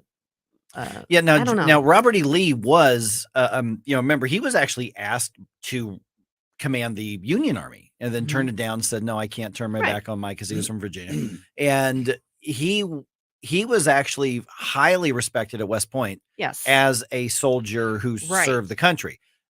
Does that factor into whether or not they should do this, or the fact that he chose to quit and go command the Southern Army, the Confederate Army? Does that make a difference because he actually was highly accomplished at West Point? Well, it's history. I mean, here's my biggest problem is that I'm a fan of history as well. Susie. Okay, okay, Kenneth. Kenneth, I know. That's my dad called me. But I if they're going to remove a statue, they need to put it in another location. Oh yeah. For historical purposes. Tearing stuff down like they did in Charlotte was a big mistake. And it's a deep sociological issue because you've got people on the left who are just simply wanting to erase history because they have a bad history. Right. I mean, they're agree the with that. creators of the KKK, the Democrat Party.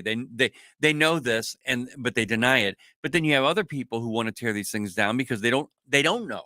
Right. They don't know the real history, and so they're just saying that's bad. Tear it down. So I think as a rule, the first jump should be, okay, let's talk about moving it. Right. And that's if you're talking about a statute. Here I am being the lawyer. A statue. All right, but, Susan. But if you're talking about an academy or something that's named for the person, that's where it gets thorny, because I can understand why you might want to say, okay, well, we don't necessarily want to continue this being named for this person that fought for the Confederacy. Yeah, but but I'm really torn on it. And I really I get that too. But then you say, we're going to name it to a current figure who was, there was a controversy. He was killed by police.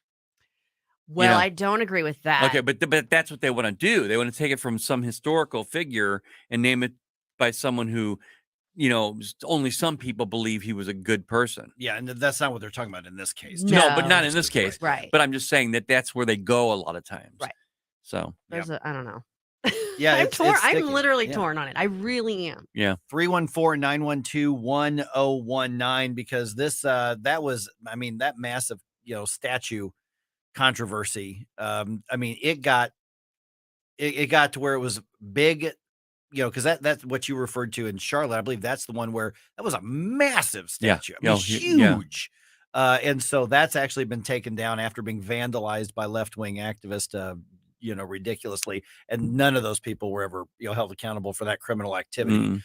And it happened all over the country. Matter of fact, in central Missouri, literally there was a rock in one place in a neighborhood that noted that a Confederate army walked up and marched up to Jefferson City decided to not burn the town down and leave. And it said on this date at this location, this general chose to not attack. And that's literally all it says. And there was a big to-do as to whether or not, because it just mentions somebody from the Right. Confederacy. It didn't even say good guy, bad guy. It just said, hey, he didn't burn down our city at that point. How about trying not to be triggered? Well, that's that's an idea. That's an option. All right, the economy hitting St. Louis hard. We all know that. Harder than I think what a lot of people realize, because we stick with talking heads in suits a lot of times in media, talking about how bad things are. Look at this chart, because this economist who sits in a cubicle at a university said so. Well, there are real people who are suffering in St. Louis, and one of the largest nonprofits is asking for some help, and it's easy to do and probably a little bit of fun. I'll tell you about what they're asking for right around 6:50 on 101.9 and 94.1 News Talk STL.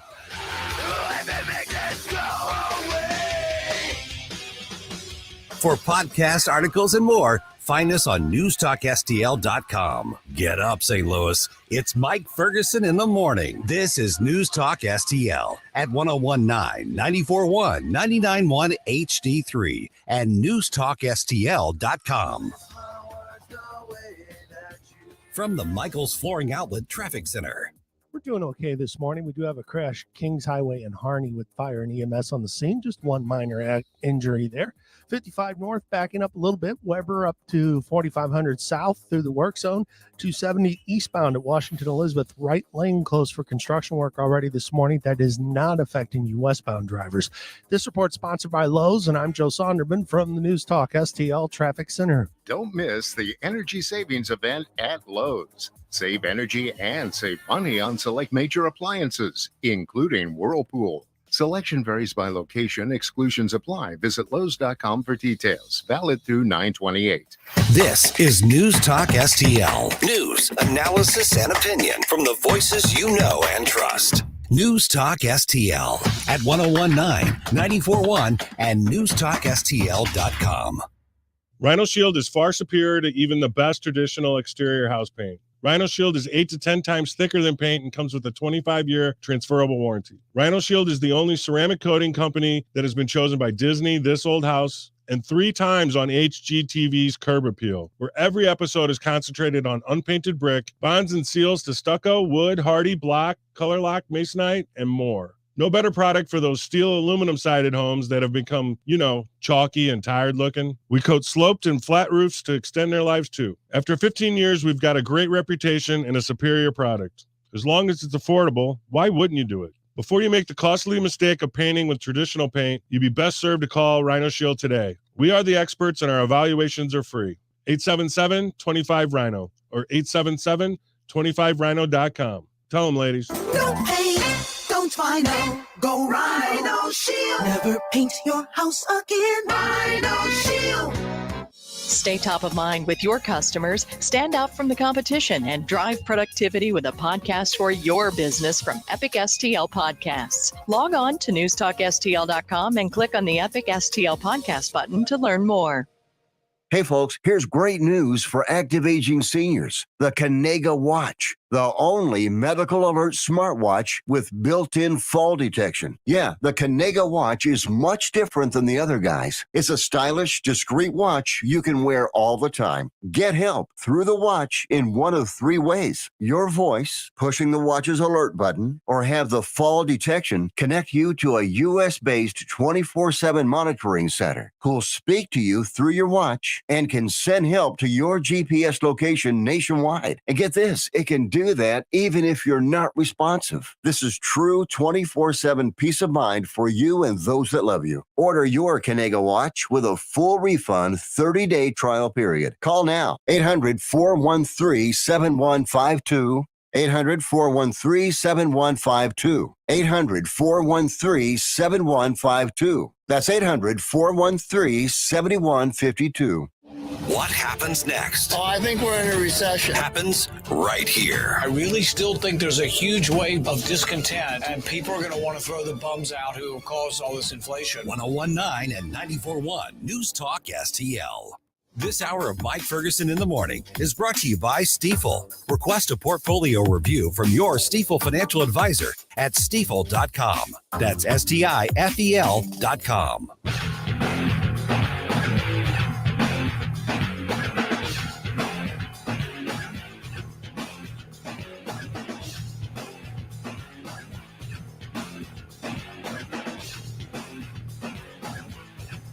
Talk lines are open now at 314-912-1019. This is Mike Ferguson in the morning on News Talk STL.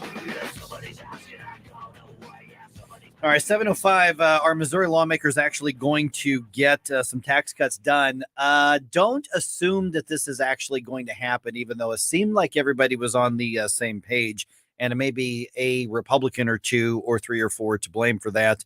And then a little bit later on that, right around 7:20, activists are gearing up for some, I hope not unrest, but the protest against police in St. Louis. We're going to tell you about that right around 7:20. I'm Mike Ferguson. It is 6:51. Got redstate.com's Susie Moore in for Gabe today, and Ken Williams here as well, as usual. The food bank, St. Louis Area Food Bank, is asking for people to do food drives. And have you ever done a food drive, man? They can be a lot of fun. Actually, they're very, very easy to do. But what's happening, obviously, I kind of want to step away from like the politics of it for a minute. The economic policies and the world conditions, but mostly the economic policies in the U.S. are hurting people really bad. We keep talking about how bad it's hurting people, but we tend to back that up with, look at this inflation number. Look at this report. Look at this graph. Look at this chart. Here's a soundbite from a talking head who's in some TV studio wearing a suit. What's happening is and our news partners at KMOV have this on their website. You can check this out. But what's happening right now, I did not realize this, about 150,000 pounds of food are moved in St. Louis from food pantries, from the food bank to the food pantries, from the food pantries to people's homes every single day. Wow. So this past year, let's see here, Caitlin Majors, who's the director of product acquisition and repacking at the food bank, is quoted as saying, so just this past year alone, we recorded 52 million pounds of food. So this is the reason we have a huge facility like this. And if you've ever been out to that facility, it is massive. Yeah, It's Earth City. really big. Yeah, the one out by Earth City. And so what they're saying is they're seeing what she's describing as skyrocketing numbers. She's talking about 18, 19, 20% more people coming to the different distribution areas. So, if you got 100 people on a normal day, it's 120 now. Yeah. Just to give round numbers. And they're seeing a decrease in food donations. And obviously with the inflation, an increase in cost. Now, about 80% of their food is donated. Mm-hmm. The rest in they have to buy. And here's the thing is they actually get they can stretch $1 farther than we can because of buying in bulk and special deals from food producers and things like that, getting some stuff at cost. And so they are able to get a lot of food. So what they're asking for are food drives or donation drives, but food drives. I mean, so it's your work that can be as easy. And a lot of times you can call and say, hey, got a barrel? And they may even bring out a barrel. I don't know. I didn't talk to them. I shouldn't put that out there. Or you put a big box out there and say, hey, food drive for the food bank. Really easy to do. Anybody can do it. Your church can do it. Your your kids, office, your anything. Yeah. Anything can do it. But that goes to show that I wanted to just step back for a minute, Susie, because we get on the Biden administration, the congressional Democrats, look at all of this, and that's absolutely true, but it's not theoretical. What's happening now is there's a 20% increase in the demand for food. And I'm telling you right now, based on experience, all the years I've done media, this is not only people who are living hand to mouth in the most challenged parts of the metro area. No. There are a lot of people who are likely in middle income, lower middle income and middle income homes who are working, who simply can't make their paychecks last all the way to the next payday. And there are likely people who have never used a food bank before who have to go in and say, I've got 3 more days till food. I need to get the kids fed. I had to pay the electric bill. I had to, that sort of thing. And so don't assume that there's nobody in your neighborhood. Okay, Ladue, maybe you can assume it, but don't assume that there's nobody in your neighborhood who is not in a position to have to use this right now. Bankruptcies were highest in Chesterfield and Ladue over the last 10 years. Don't doubt it. Yeah, my point is that you never know what's going on with your neighbor. Right. And that's one of the things that they tell you. You do a video when you go over and you help over at the food bank. Right. It's so much fun. It really is fun. It's community. It's It's brotherhood. It's really interesting, and you should do it if you have a group, especially if you're a company. Take 10, 20, 30 of you and go there, and it's really good for fellowship. Yeah, you're talking about like packing up the food and stuff. Packing up the food in that building. It's just a really nice thing that you can do, and Yeah. Okay. Yeah. So that's one of the things that all the years I've done, media, I've loved working with the food banks. One of the things I hear constantly is in good times, you often hear people say, I used to rely on food bank and food pantries, and now I'm able to donate. Yep. So you see that a lot in the food bank situation. And so it's bringing these things, to life. And do you realize that over 80 or 90%, Scott Baker, who was the director of the food banks there for a long time, he told me once, he said about 90% of their donations, 90% of the donations come in during December, because that's when all the radio stations do food drives and do the charitable stuff, and everybody's right. The personalities are, up in the fire trucks and doing all that kind of stuff. But the need is consistent throughout the year, except there's an uptick right now. Yeah. Because of the economy right now. So I guess what we're asking is do a non-perishable food drive. Right. Yeah. It's not hard to do at all. And and I know corporations get a bad rap a lot of times by certain people on the left, but I'll tell you, a lot of those donations come from corporate entities. Yeah. So if you're interested in doing a food drive, let me know if you set one up. I'll give it a shout out on the air and try to help out. Yeah. Just ahead, speaking of economic relief, will Missouri lawmakers actually deliver the tax cut that the governor is asking for? Will they do better? Will they not do it? A little bit of drama happening. I'll tell you all about it at 7:05 here on 101.9 94.1 News Talk STL.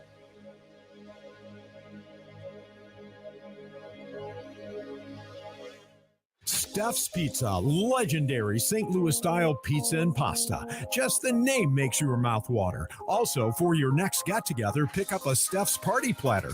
And if it's Monday, you get a large pizza for the price of a small. Steph's Pizza in St. Charles County and Chesterfield Valley. Steph's Pizza is always convenient for pickup or delivery. Check them out at stephspizza.com. Tonight's a good night for legendary Steph's Pizza. If you're 19 or older with certain underlying medical conditions such as asthma or diabetes, you can get vaccinated against pneumococcal pneumonia, a potentially serious bacterial lung disease that can disrupt your life for weeks. If you're 65 or older, it is also recommended you get vaccinated against pneumococcal pneumonia. No matter the season, talk to your doctor about vaccination today and learn more at lung.org/protect yourself. A message from the American Lung Association in collaboration with Pfizer. Furnished by the American Lung Association. Are you in trouble with the IRS? Clara was too until she called Civic Tax Relief. Dealing with the IRS was a stressful time. When I got a hold of Civic Tax Relief, all that stress was taken away. It made the process easy. Call for a free consultation. 800-841-0908. 800-841-0908. Discover all the relief programs you qualify for in the first free call. 800-841-0908. 800-841-0908. I'm Dr. TJ, owner of the Institute of Natural Health, co-owner of Optimal Nutraceuticals, and the host of Wellness 101. Wellness 101 is designed to cut through the nonsense and provide you common sense, science-based information regarding health and wellness. On the show, we discuss topics like thyroid health, gut health, hormone optimization, and many others. Our show airs Saturdays at 10 a.m. and 2 p.m. and Sundays at 11 a.m. and 3 p.m. right here on News Talk STL. For more information, visit us at inhstl.com. That's inhstl.com. KLGY HD3 Clayton, K270BW Belfast, KNVS Bowling Green. This is News Talk STL at 101.9 94.1 and always streaming at newstalkstl.com. News this hour from townhall.com. I'm Rich Thomason. Texas Governor Greg Abbott bringing the southern border crisis right to the doorstep of Vice President Harris. This morning, several busloads of illegal immigrants, many of them Venezuelans who boarded those buses in Texas, arrived at Harris's official residence in Washington, D.C. A lot of people, men, women, and children milling around outside the Naval Observatory, seemingly with no place to go. Harris, the Biden administration's border czar, repeatedly insisted that the border is secure. Meanwhile, the ritzy liberal enclave of Martha's Vineyard receives a gift from Florida's Republican Governor Ron DeSantis. That gift? 2 planes full of illegal immigrants.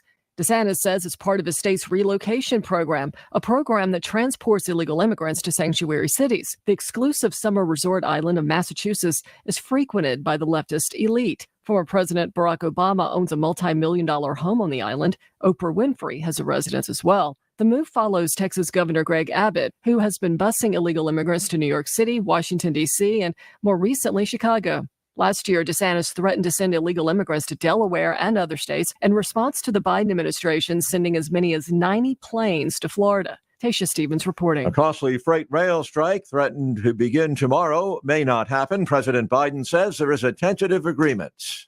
Biden says the tentative labor agreement is an important win for our economy and the American people. The president says it's a win for tens of thousands of rail workers who worked tirelessly through the pandemic to ensure that America's families and communities got deliveries of what have kept us going during these difficult years. That's correspondent Donna Warder. Wall Street, Dow futures up 12 points, NASDAQ futures down 36. More on these stories at townhall.com. My brother-in-law died suddenly, and now my sister and her kids have to sell their home. That's why I told my husband we could not put off getting life insurance any longer. An agent offered us a 10-year, $500,000 policy for nearly $50 a month. Then we called SelectQuote. SelectQuote found us identical coverage for only $19 a month, a savings of $369 a year. Whether you need a $500,000 policy or a $5 million policy, SelectQuote could save you more than 50% on term life insurance. For your free quote, call SelectQuote at 1-800-940-6161. That's 1-800-940-6161. Or go to SelectQuote.com. That's 1-800-940-6161. SelectQuote. We shop, you save. Full details on example policies at selectquote.com/commercials. From the Michaels Flooring Outlet Traffic Center. Doing okay. We are backed up 55 North Weber up to about 4500 South Broadway at 6 minutes to your commute there. It's also busy on 55 northbound merging up from Butler Hill to 270. 270 eastbound at Washington Elizabeth, right lane's closed for road work already this morning. We're just picking up the volume northbound 270, some pockets. They're about 21 up through Gravois, not a jam, just busy. Same thing coming up through Doherty Ferry in Manchester. Bridge Complex downtown, still okay. This report sponsored by Lowe's, and I'm Joe Sonderman from the News Talk STL Traffic Center. Don't miss the energy savings event at Lowe's. Save energy and save money on select major appliances, including Whirlpool. Selection varies by location. Exclusions apply. Visit Lowe's.com for details. Valid through 9/28. From the News Talk STL Weather Center. Another pleasant morning out there under fair skies. A little bit warmer. Temperatures in the low to mid 60s in St. Louis, mid to upper 50s in the outlying areas, and a little bit more humid as well. The high today should match yesterday's high of 86 with some cloud cover rolling in. Lows tonight in the mid 60s. High tomorrow of 88 will be in the 90s over the weekend. Our next chance for rain may be on Monday. I'm KMOV First Alert meteorologist Kent Earhart. This hour of News Talk STL is brought to you by Rodney and Jen Wallner and the entire Wallner home selling team at Berkshire Hathaway. Call them today at 314-810-SOLD. 314-810-SOLD. Blue Oyster Cult. Live in concert. One of the most iconic bands in classic rock. Blue Oyster Cult with special guests Mark Farner's American Band and Head East.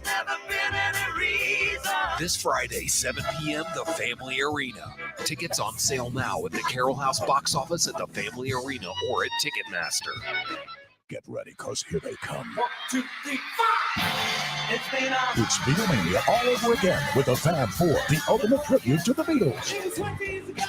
Entertainment Tonight says seeing the Fab Four is just like seeing the Beatles. Hey, the Fab Four takes you through the 60s with the music that changed our lives. It's a show you won't want to miss. Saturday, October 1st at the Family Arena. Tickets on sale now at the Carroll House box office located at the Family Arena or at Ticketmaster. No big old corporate lib AM station telling us what to say here. Conservative talk for St. Louis. This is News Talk STL at 1019, 94.1. And always streaming at NewstalkSTL.com. Mike Ferguson, You play ball like a girl! Gabe Pfeiffer, Triple dog dare ya! Get up! Get up! Can't you hear the alarm? Get up, St. Louis. So it's time to get out of bed. Pour yourself the greatest cup of Kofifi the world has ever seen. Rise up with one voice, drain the swamp, and take back our country. Today's the day we're going to do it, and it's time to do it right now, believe me. Mike Ferguson in the morning on News Talk STL. Get up! Get up! This is your cousin God. Does it look even weirder, dude, doing the Kofifi dance with an eye patch? No, I think it adds to it. Okay, Yeah. so if you're watching on Rumble, which by the way, you coined the terms, Susie. Yeah. Because I guess you watch us on Rumble when you're Yeah. not in here co-hosting, and Right. the Kofifi clutch and the Kofifi dance, and Right. and so that's our 7:00 tradition that happens. I'm Mike Ferguson, almost 7:07 right now with RedState.com. Susie Moore in for Gabe today, and Ken Williams. I'm Mike Ferguson. And you know what? For the moment, let's promote our stream. Yeah, We're absolutely. talking about it. We are. Rumble is my favorite streaming Mm-hmm. service. So if you're on Rumble, by the way, Rumble it's just the alternative. It's the non-censorious alternative to YouTube. I love Rumble. So we're at News Talk STL there. We are back on YouTube. Each of the shows, though. So if you just go search News Talk STL, not going to find us because they kicked us off.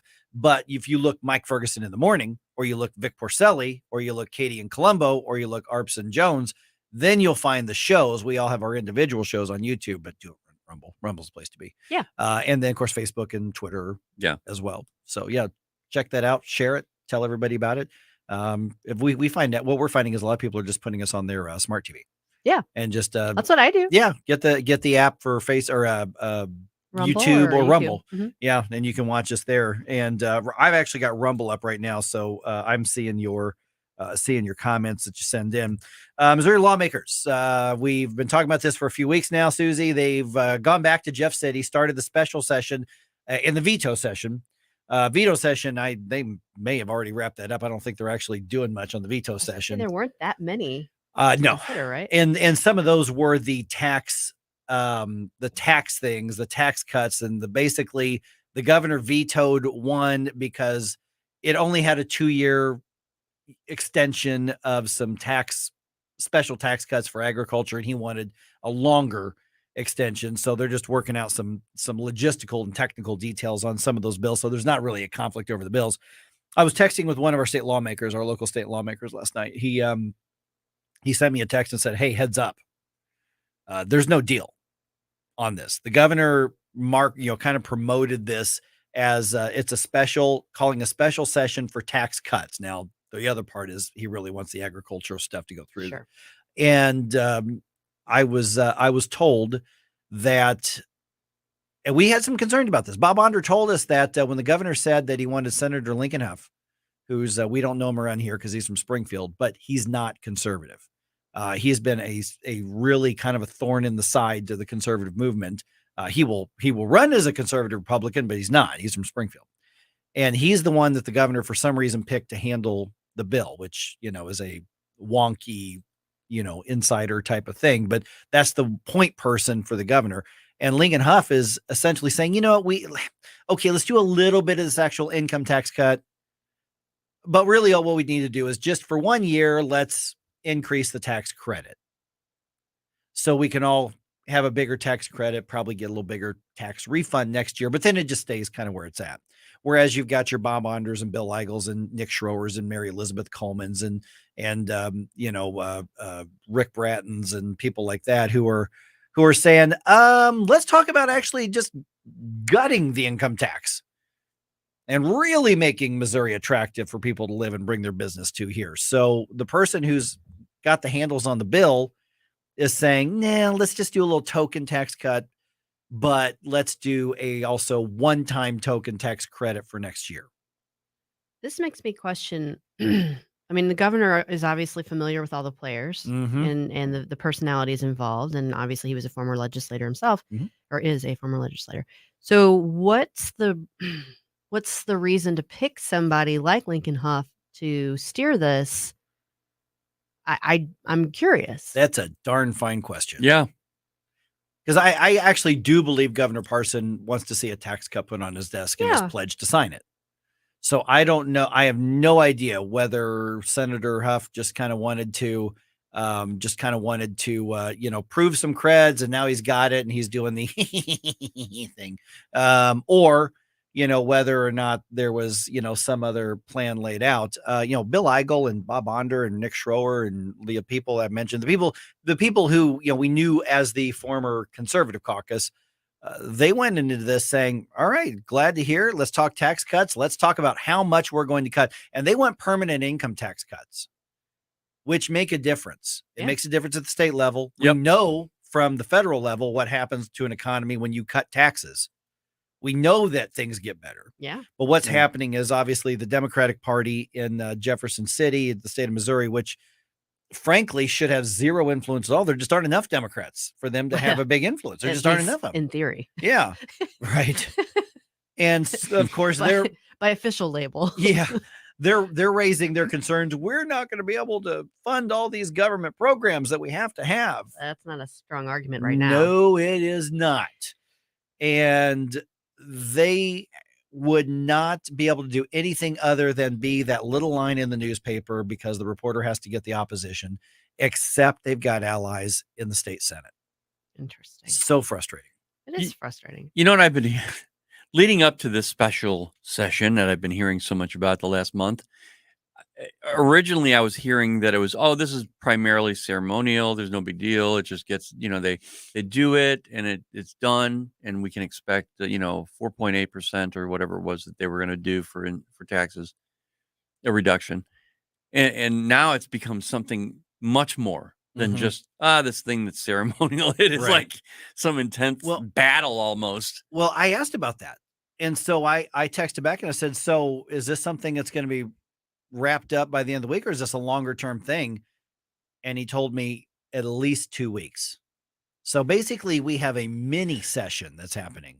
So the moral to the story is, if any government official says, it's just primarily ceremonial, it's no big deal, we'll get right through it and be on our way, don't believe it.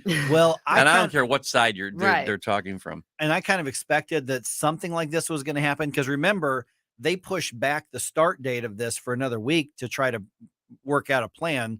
Because when you go into a special session, generally speaking, you want it just to be ceremonial. You want the deal made. You can do a show committee hearing, and then you can do a show floor debate, and then you just vote on it. Then you go home, and everybody be able to go back home and picnic with the kids or whatever. With this case right here, Missouri doesn't have the numerical Republican supermajority. They're within just a few. I think actually they could come close to getting that actual supermajority, meaning, of course, not that it matters right now, supermajority meaning that you could override any governor's veto, but they don't need to do that right now with the Republican in the governor's office. But this is one of those areas where Republicans can run the table if they're serious about cutting taxes. And all that the governor's proposing is saying, hey, remember that tax cut bill that Bill Eigel got through that said, if and when state revenues are this, you cut it by this much. And then if state revenues are this, then you cut it by this much again. It was a very smart move that Senator Eigel got into place. What Governor Parson essentially is saying is just go ahead and go right to the end and just cut it now. That's it. And there are some Republicans stopping that, Susie. You started that whole part of that conversation with an if. If they're serious about wanting to do this. And I think that what's become painfully apparent is that there are some in the state legislature who are not serious about that. And unfortunately, they're in the leadership roles in the state Senate. Yeah. I think if you left it up to the Missouri State House of Representatives, we would have a 0% income tax. Yeah, I think the House will get Missouri. it done. It's the Senate that's the issue. And whether it's because they think they want to use that for leverage for something else down the road, or they just aren't on board with it, I don't know, because I don't know the players well enough. But something's holding things up. Oh, yeah. And it makes me proud, living in Missouri. and having a surplus, it makes me happy about it, but it doesn't make me happy when that surplus is sitting there and I'm still paying the same amount of taxes. Yeah. That's almost like a slap in the face. Or when we're increasing our annual budget to meet the surplus. Yeah, as that's the government way. That's the federal government way. Yeah. Because I know my wife and I had to cut an extra check to the state of Missouri this year. That sure sucked. Uh-huh. Oh man, I don't want an additional tax credit next year that I'm going to get in 2024. I want to not pay taxes. You know, if you've got a largesse of money, stop taxing me. Yeah. End of story. That's the moral thing to do. Yeah. All right, just ahead, protests against St. Louis police are back up and running and happened last night, yesterday, throughout the day. It's going to happen again today. I'll explain what's happening. You're going to hear from some of the protesters. Let's get your thoughts on it. 314-912-1019. I mentioned earlier this week, we got to keep an eye on this particular situation, talking about that shooting at the Shell station that involved a police officer. Protesters are getting bigger, and they're planning to keep going today through the weekend. I'll tell you what's going on, what to watch out for on 1019 94.1 News Talk STL. Watch us on our live stream using Rumble, Facebook, and Twitter. Can't you hear the alarm? Get up, this is your cousin. Get up, what are you waiting for? Get up, Get up, St. Louis. It's Mike Ferguson in the morning. Made in St. Louis for St. Louis. It's News Talk STL. You want to give me more information? From the Michaels Flooring Outlet Traffic Center. At the moment, it looks like MoDOT has the ramp closed from eastbound 270 to southbound 367. There's some sort of spill or debris on the ramp. 55 north, you're busy coming up from Butler Hill to 270 and then stop and go about Weber now up through Gasconade. 61 south has some volume coming down approaching Route A towards I-70. That may be due to some overnight road work. Northbound 270, just busy now. 55 up through Gravois, Pockets, Doherty Ferry to Manchester. So not much out of the ordinary. This report sponsored by Lowe's. I'm Joe Sonderman from the News Talk STL Traffic Center. Don't miss the energy savings event at Lowe's. Save energy and save money on select major appliances, including Whirlpool. Selection varies by location. Exclusions apply. Visit Lowe's.com for details. Valid through 9/28.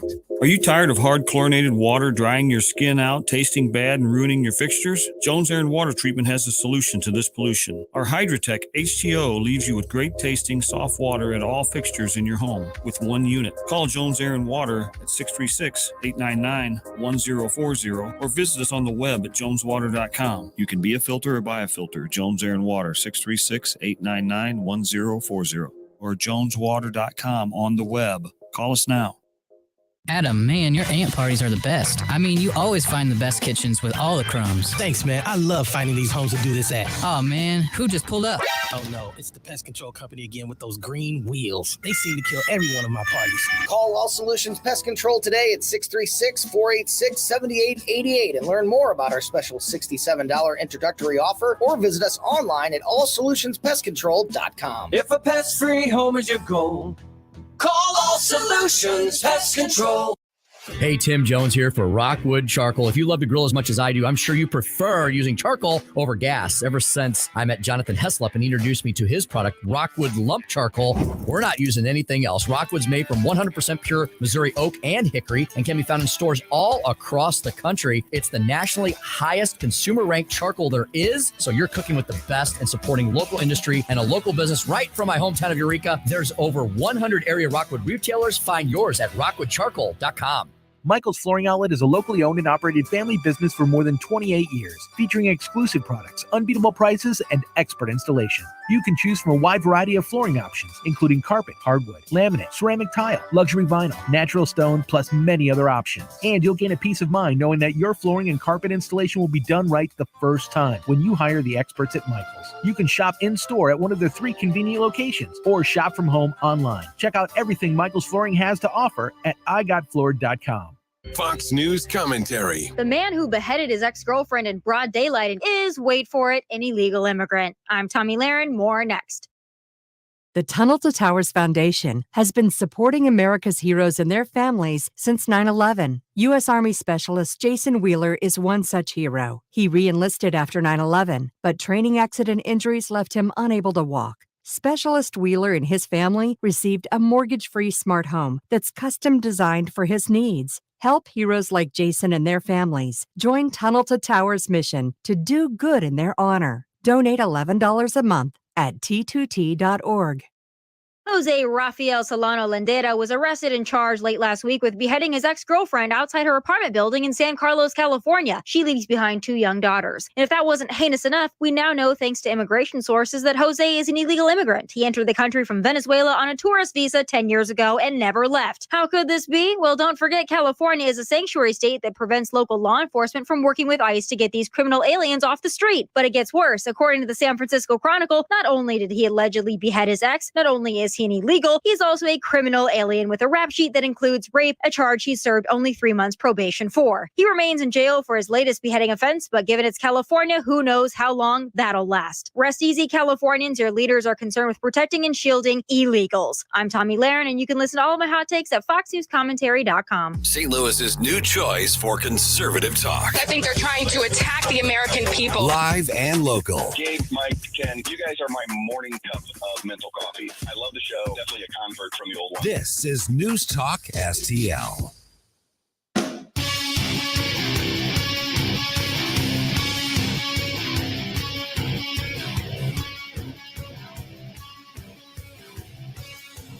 Talk lines are open now at 314-912-1019. Get up, St. Louis. It's Mike Ferguson in the morning. This is News Talk STL at 1019, 94.1, 99.1 HD3 and newstalkstl.com. All right, let me be really clear. I do not think we're on the verge of another Michael Brown type of disaster. Could you clarify, please? Just to say. But I do think we need to be keeping an eye on this Darryl Ross protest situation that started yesterday. And I've got a couple audio clips from some of the protesters here in just a couple of minutes, because this has involved not just one, but there have been 2 in the last 2 weeks. There have been 2 police involved shootings. One was a Sudanese immigrant who didn't speak English or didn't speak English well, apparently had mental health problems. He was, police were trying to arrest him on an outstanding warrant. About a week and a half ago, I think this was, I think is when this happened. And he wouldn't come out. He barricaded himself in. And so the SWAT team was called in and they made entry into his apartment. He lunged at them with a knife and some other, blunt object. And he was shot and killed. And you shouldn't do that. Yeah. I mean, it's terrible. It's horrible. These are stories that are very gut wrenching. And so a lot of activists are angry about that. Not only just your more known activist groups in town, but like the International Institute put out a statement on that because he was an immigrant.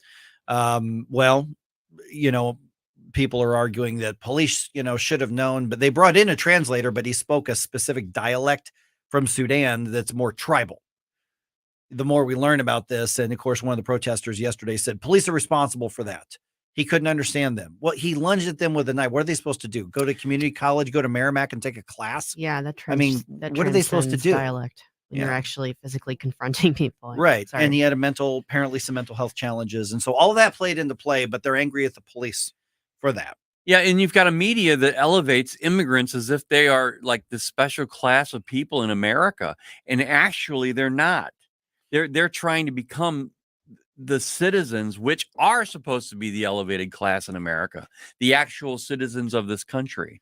And I just find it interesting, that dynamic, whenever they report on something like this is what happens. And it's the immigrant, which is elevated above the police every time. And illegal immigrants, which this guy was, should be absolutely welcome and have equal protection, just like everybody else. But in this particular case, it wasn't even so much the immigration status as it was the language barrier, but they put the onus on the police. Well, you should have dealt with that differently. He lunged at them with a knife. Yeah. I mean, what are they? I mean, that's a common translation there. Yeah, that's a universal language. Yeah, Right. exactly. I mean, I know that we love to watch the action movies where, the super cop grabs the wrist and flips the guy over and, makes a smart alecky remark and everybody laughs and pats him on the back and you arrest the guy and he shakes his head and like, oh, you got me. That's not how it works in real life. Yeah. And then you've got the case of Daryl Ross. And this one is the situation where we don't really know what happened yet. However, the protests are already being organized and they began yesterday. So I've got two clips here. These are both from a report filed by KMOV's Melanie Johnson, our news partners KMOV. Here's how the conversation is being set up. You mentioned media just a second ago, Ken. Here's how this is being set up in the town. Calls for accountability. What do we want? Justice! What do we want? Now! Echoing through downtown St. Louis from sunup to sundown in front of St. Louis Metropolitan Police Headquarters Wednesday. At the center of their outrage, stop killing our babies. Okay, so that again was from our news partners at KMOV. 314-912-1019. You're going to hear from one of the activists at the protest that was there yesterday, and those are moving actually today, Susie, over to the Shell station where this shooting happened. The plan as of right now by the protesters is to be there today and have a demonstration tomorrow, and then I don't know where it's going to happen, but they're going to have a candlelight vigil in memory of Daryl Ross, who's the 16-year-old who was shot as well. But Anastasia Sayas, I think I'm saying her name right, is one of the activists that KMOV talked to. So listen to how they're framing their side of the argument. And I'd love to get your thoughts here. 314-912-1019.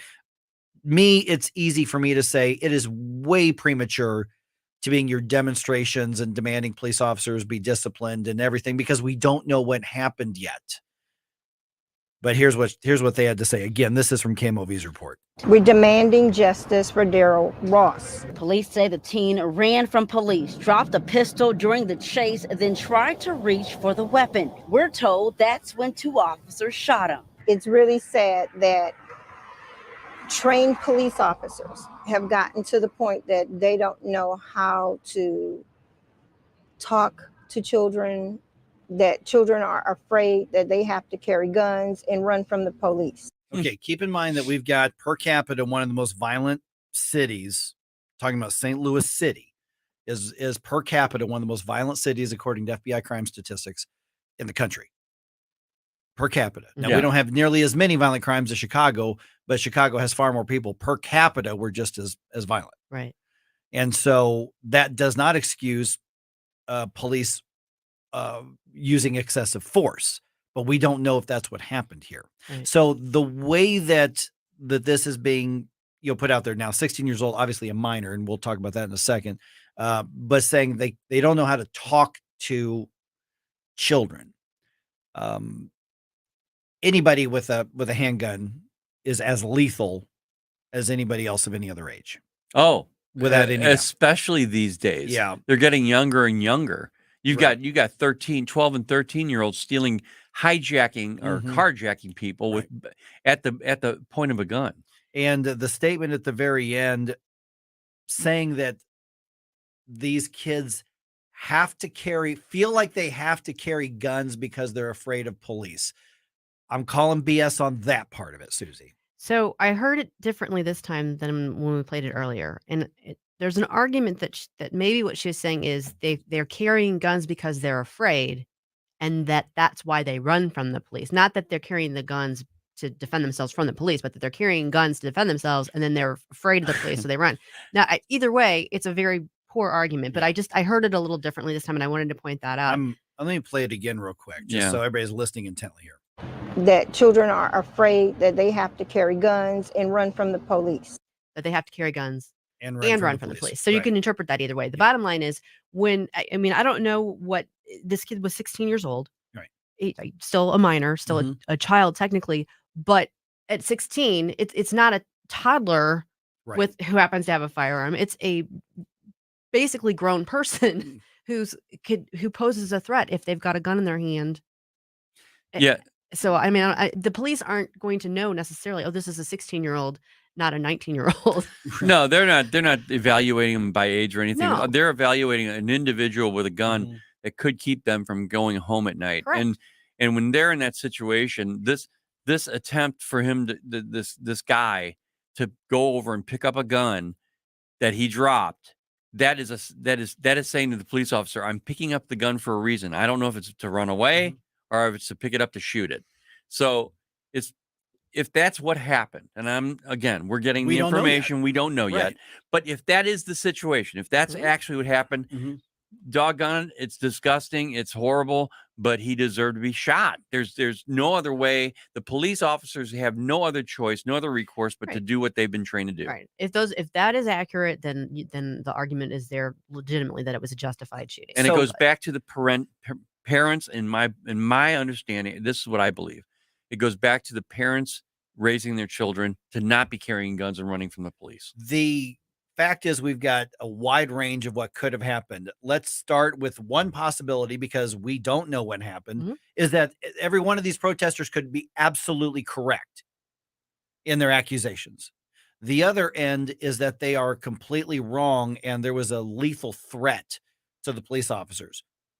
Probably somewhere in between is what the reality is, but we don't know yet. And so we should have people in the St. Louis community, urban and governmental and otherwise, who are saying, everybody hold on, let's get the facts. And if the facts say excessive force was used, okay, speak up. Then let's hold people accountable and do disciplinary process or possibly prosecution or whatever. And peacefully protest. Peacefully protest. Peacefully Absolutely. protest. But if the facts show that the police did what they had to do, then the problem isn't with the police. The problem is with the actions and the things that led to that you have to deal with it somewhere else. Absolutely. We just don't know right now. 314-912-1019. I want to know what you think. This is 1019-941 News Talk STL. Watch us on our live stream using Rumble, Facebook, and Twitter. You're listening to Mike Ferguson in the morning. This is News Talk STL at 1019, 94.1, 99.1 HD3 and NewstalkSTL.com. The candidates. We're going to win this campaign. The issues. Gas prices, Biden inflation. The election news, analysis, and opinion you won't get anywhere else. Decision 2022 happens. There's a backlash coming on News Talk STL.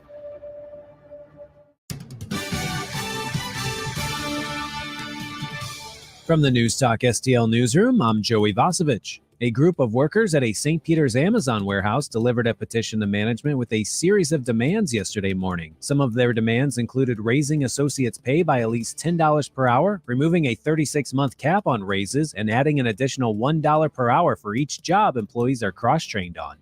The Regional Convention and Sports Complex Authority voted unanimously yesterday to urge the city and county to put the funds from the Rams settlement in accounts that pay more, while discussions on what to spend the money on continue. The $514.2 million was put into an account that currently yields only 1.44% interest. Officials with the St. Louis County Department of Public Health are starting to administer a new COVID-19 vaccine booster shot that targets Omicron variants of the virus. The shots are specifically designed to fight the Omicron BA4 and BA5 variants, the most transmissible versions of COVID-19 and the most common in St. Louis County. And in sports, St. Louis City SC announced last night that this weekend's planned MLS Next Pro match at the new stadium has been moved to SIUE due to a power issue. Sunday's game was set to double as a stadium preview for season ticket holders. And the Cardinals beat the Brewers 4-1 at Busch last night. Next up, the Cardinals welcome the Reds to Busch for a 5-game series. Tonight's game starts at 6:45 p.m. For in-depth coverage of these stories and more, go to NewstalkSTL.com. From the Michaels Flooring Outlet Traffic Center. We did have a pretty quiet morning going, but now we have a crash eastbound on 270 between Washington, Elizabeth, and West Florissant. All lanes closed. Somebody rammed into the back of a construction vehicle. People just cannot slow down there. All lanes blocked. 270 eastbound between Washington, Elizabeth, and West Florissant. Major delays. Avoid the area. Also, the ramp from 270 westbound to 367 southbound is shut down. We have some sort of spill there. MoDOT maintenance crews on the scene. This report sponsored by Lowe's. I'm Joe Sonderman from the News Talk STL Traffic Center. Don't miss the energy savings event at Lowe's. Save energy and save money on select major appliances, including Whirlpool. Selection varies by location. Exclusions apply. Visit Lowe's.com for details. Valid through 9/28. From the News Talk STL Weather Center. Another pleasant morning out there under fair skies. A little bit warmer. Temperatures in the low to mid 60s in St. Louis, mid to upper 50s in the outlying areas, and a little bit more humid as well. The high today should match yesterday's high of 86 with some cloud cover rolling in. Lows tonight in the mid 60s. High tomorrow 88 will be in the 90s over the weekend. Our next chance for rain maybe on Monday. I'm KMOV First Alert meteorologist Kent Earhart. From home improvement to replacement, do-it-yourself electrical projects can be shocking. That's where Grasser Electric can help. They've been lighting up St. Louis for years. From ceiling fans and dimmer switches to repair or replacing your electric. No job is too big or too small for your home or business. Grasser Electric will even install emergency backup generators. So call Grasser Electric today before the sparks start to fly. 636-441-5200 or go to grasserelectric.com. Tim Jones and Chris Arps in the afternoon. Kenny Zhu, president of Color Us United. Race became a profitable industry. That's what happened. Racial victimhood. We all believe in civil rights, but then there are people who actually profit off of racial victimhood in this country. Diversity, equity, and inclusion right now, the new hot thing in companies is a 10 billion plus industry. Tim Jones and Chris Arps. Weekdays at 3:30 on News Talk STL. In times of economic uncertainty and chaos, your money means nothing. You may not even be able to get it from your bank or ATM. And the money you do have in the stock market will go down and down. What you can bank on is gold and silver. Gold and silver have been a reliable and trusted form of currency for thousands of years. Gold and silver have never been worth zero, and typically gold holds its value during economic turmoil. Call the Gold Hotline now and learn how to protect your money and your assets with gold and silver. And learn how to set up a new IRA or roll over your current one into a gold-backed IRA. Protect your money from the next market crash with gold and silver. Call now for your free gold guide. 800-281-4224. 800-281-4224. 800-281-4224. That's 800-281-4224. The news and talk. This bill is the biggest step forward on climate ever. That matters to St. Louis. We are doing this responsibly. A lot of people have called this vote buying ahead of the midterm. News, analysis, opinion. 101.9 and 94.1. News Talk STL. Talk lines are open now at 314-912-1019. Get up. It's Mike Ferguson in the morning. Made in St. Louis for St. Louis. It's News Talk STL. I'm really looking forward to this conversation coming at 8:05. Okay, we talked to Mark Manavati yesterday. And by the way, if you want to hear that, our conversation with it or Tim Jones and Chris Arps' conversation with Mark Manavati, you can find both of those at the News Talk STL podcast. So if you haven't subscribed for that, what are you doing? All the cool people are subscribing to the Get on podcast. I'm not saying peer pressure, but I'm just saying all the cool kids are doing it. I mean, I'm just saying. So we talked to him. Sam Page is never going to come on News Talk STL. No. But Jane Duker is going to be on the show with us here at 8:05. I think she's got a fascinating perspective on the race. I can't wait to hear it. So Jane's going to be here at 8:05. By the way, it's 7:50. What's maybe the one thing all of St. Louis can unite over? Baseball. Cardinals. And I mean that not as a sports talk thing, but this is like the one thing we can unite over right now. And so a very special day happened yesterday, not just with Adam Wainwright and Yadier Molina, by the way. There was actually another landmark milestone that happened yesterday, and it's just kind of overshadowed by Yadi and Waino. Wow. So we'll get to that here at about 7:50. All right, right now, if you're just joining us, protesters are planning, they might even be out there right now for all I know, at the Shell station in North City where the shooting happened late Sunday / early morning, Monday morning, where 16-year-old Darrell Ross was shot by police after some kind of conflict happened up there. Police showed up, a group of, I'm assuming they were about his age, so we're talking about teens or maybe young adults, ran from the police after some encounter. This is what everybody agrees with, even his own family agrees with, he ran from them. He was armed with a handgun. He tripped, he dropped his handgun, he went back and grabbed the handgun, and that's when he was shot. Everybody at that point, everybody agrees with that, but that's all that everybody agrees with so far because we don't have any other information just yet. It's a lot of information, though. Yeah, that tells you something. So what happened in the encounter? What was said? We don't know. How many other people? We don't know. We don't know the exact positioning of everybody. There's going to be a little bit of video out, but the police officers were not wearing body cameras because they were plain clothes, other than the vest that said police on it. All right, 314-912-1019. Who we got, Ken? We have Rebecca. Rebecca, you're on News Talk STL. Hi. The thing about protesters is they always seem to wait for the nice weather.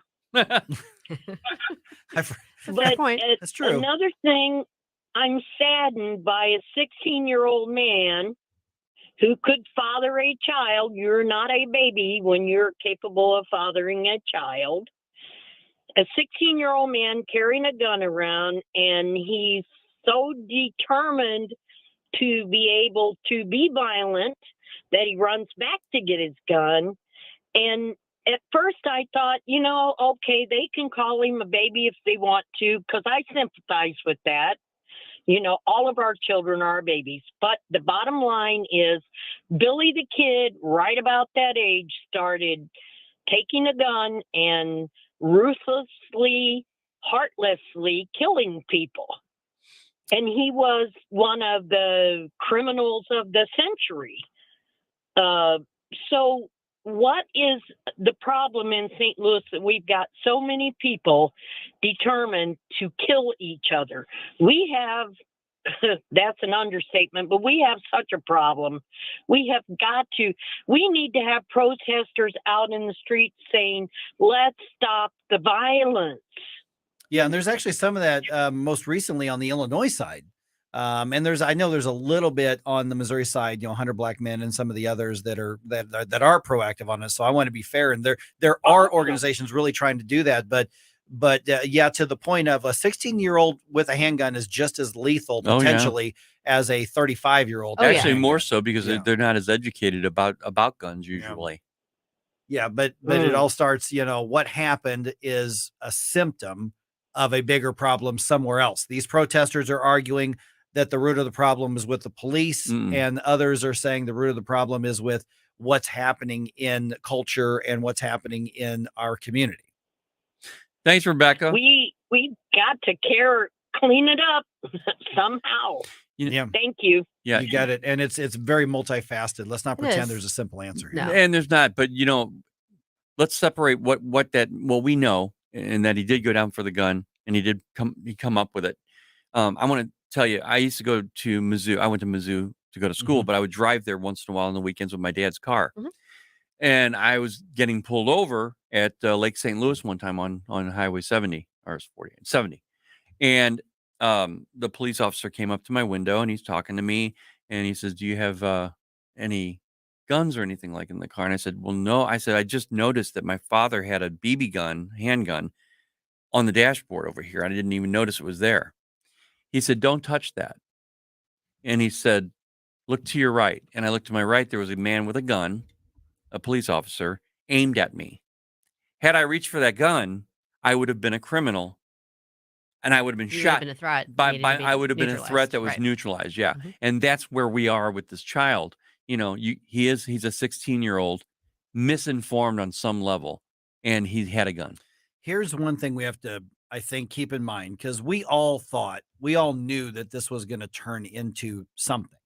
So I want to not just address the protests that are happening, which I think are premature. They may be valid in a week or two. I don't know. They may not be, but I think they're premature. But the other thing to watch out for, and again, I hope I'm wrong about this, but I don't think I am, is that there are professional protesters and agitators on the way to St. Louis. Oh, I think you're right about that, Mike. That's what happened with, the Michael Brown, is that, yes, there were definitely some locals setting the fires and damaging things, but there were people being bussed in vans that were part of this. And then they moved on to Baltimore after that. They moved on to Portland after that. There are people who this is what they do is they go into a town and tear it down and then go somewhere else in the name of left-wing activism. Yep. And this should not be a left-wing or right-wing thing. This should be a matter of, okay, we've got some issues here in St. Louis. Let's address them. Let's argue about them. Let's debate them. Let's fight over them. But let's do it in a way that's solution oriented. And I don't think we're getting set up right now for a solution oriented anything right now, Susie. It doesn't seem that way. And Yeah. I mean, I understand the emotions run high. Definitely. And we may never know exactly what was happening.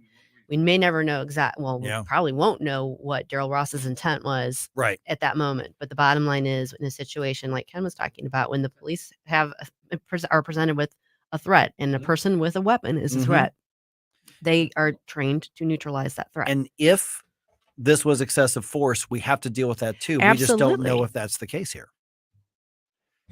We have Garland. Okay, Garland, I've got to get to an information segment pretty quick. Can you go right to the point in about a minute? Yeah, your in one of your playbacks, somebody said they have to stop killing our babies. Yeah. Well, other than the guy from Sudan, when was the last time a St. Louis policeman killed somebody in the city of St. Louis? I think it's been several years. No, I think it's been more recent than that. There have been police involved shootings more recently than that. But it hasn't been several years, but they're warranted. Yeah. I mean, it doesn't happen often. Yeah. But, it has happened, but, police generally, they've been cleared more than they haven't.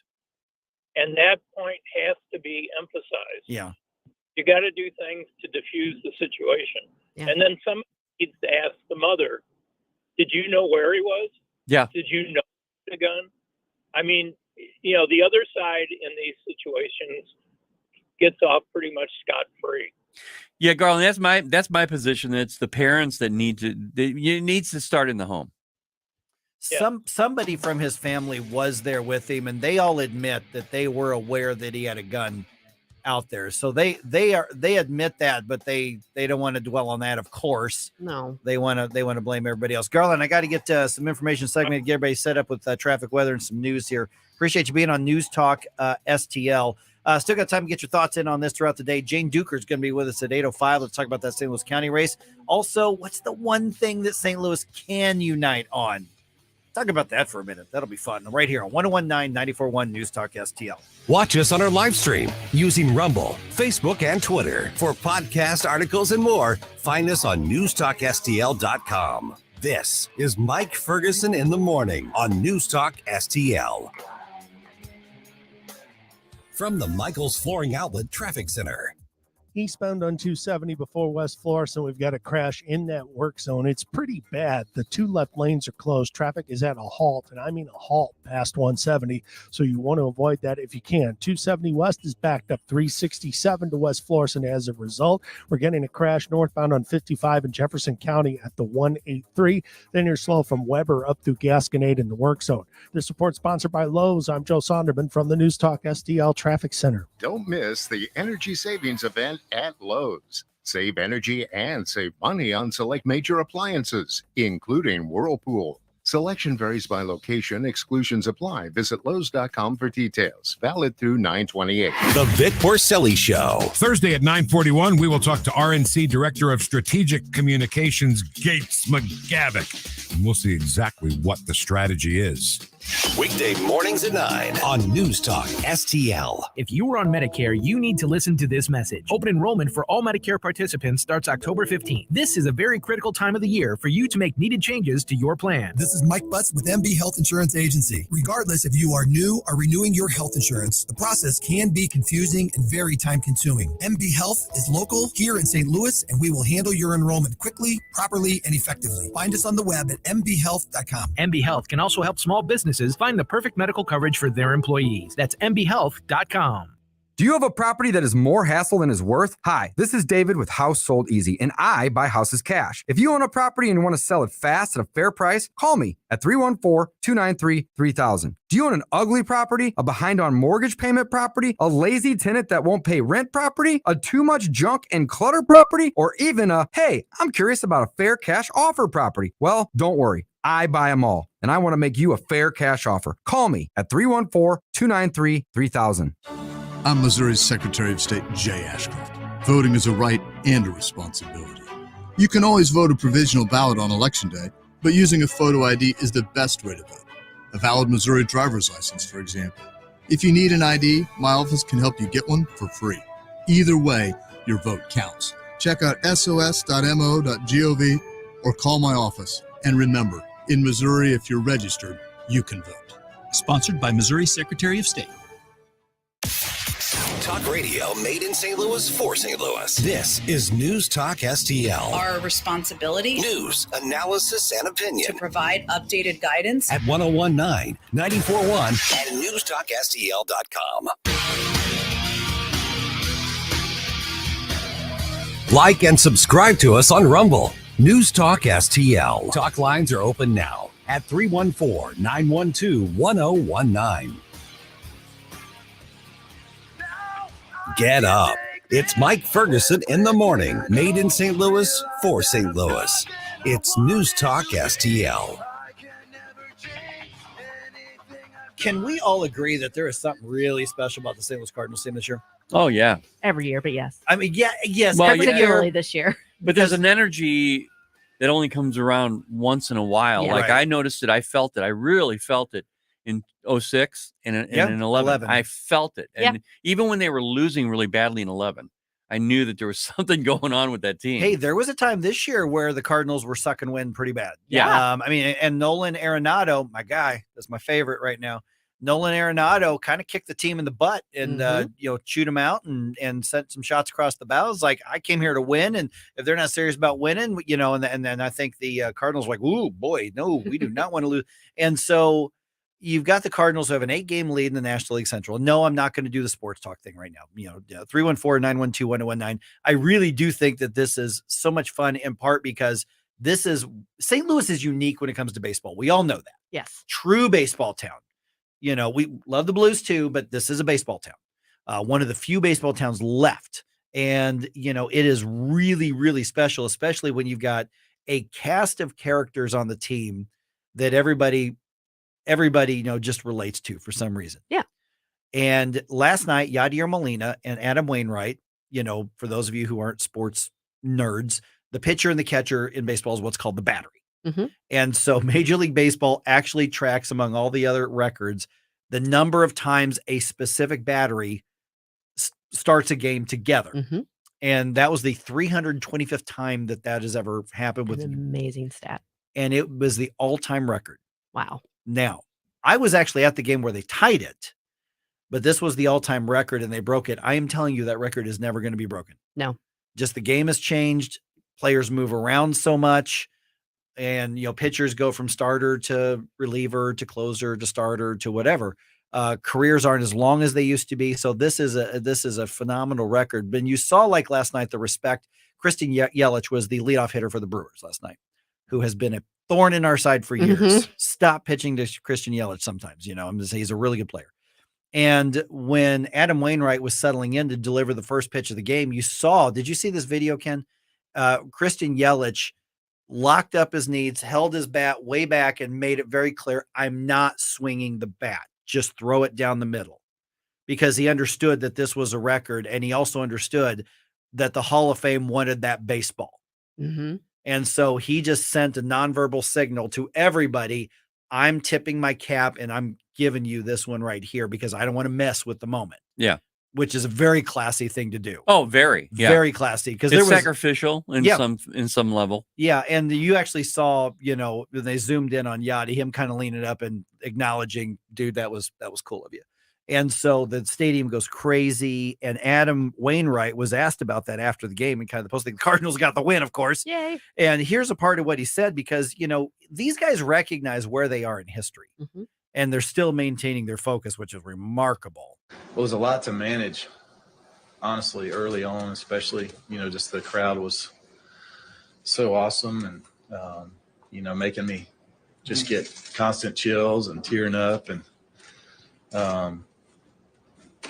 just trying to manage my adrenaline because it wanted to just go through the roof and changing jerseys every inning, for whatever for the hologram on there and, all that kind of stuff. So it was just a lot, but we needed that game, and we won the game. So that was important. And of course, he always goes back to, we won the game. And we won the And game. then he went on to say that normally he goes into the dugout before his first pitch and just gets focused. How am I going to pitch to the first pitch? He said, but they're playing these cool videos of our history together. Yeah. He's like, yeah, I watched it. I looked up there and watched the How can you not? I mean, And supposedly, Waino hasn't said that he's retiring for sure yet. Yeah. I mean, the guy's in his 40s and he's still like, I might even have a little in the gas. He's tank left, lights out right now. I mean, Yeah. it's unbelievable.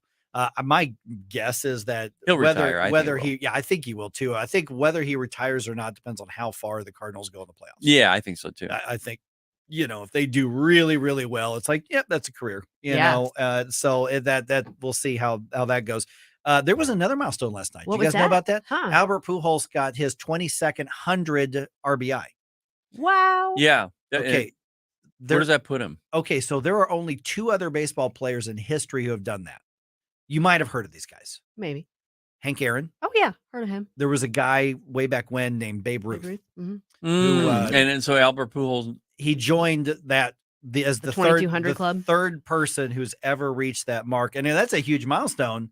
Yeah. But it's overshadowed by Yachty and Wainwright and Yeah. Waino. And of course, Albert Pujols now, 3 home runs away from 700. I And he would know. be the 4th person to do that. You've got Babe Ruth, you've got Hank Aaron, and then Barry Bonds, whatever. Yeah. And so so almost every game that he plays, some kind of milestone, Yadi Merlina, some kind of milestone. But we all recognize what's happened because all these guys are older by baseball standards and they're winning big and they're way ahead in the division.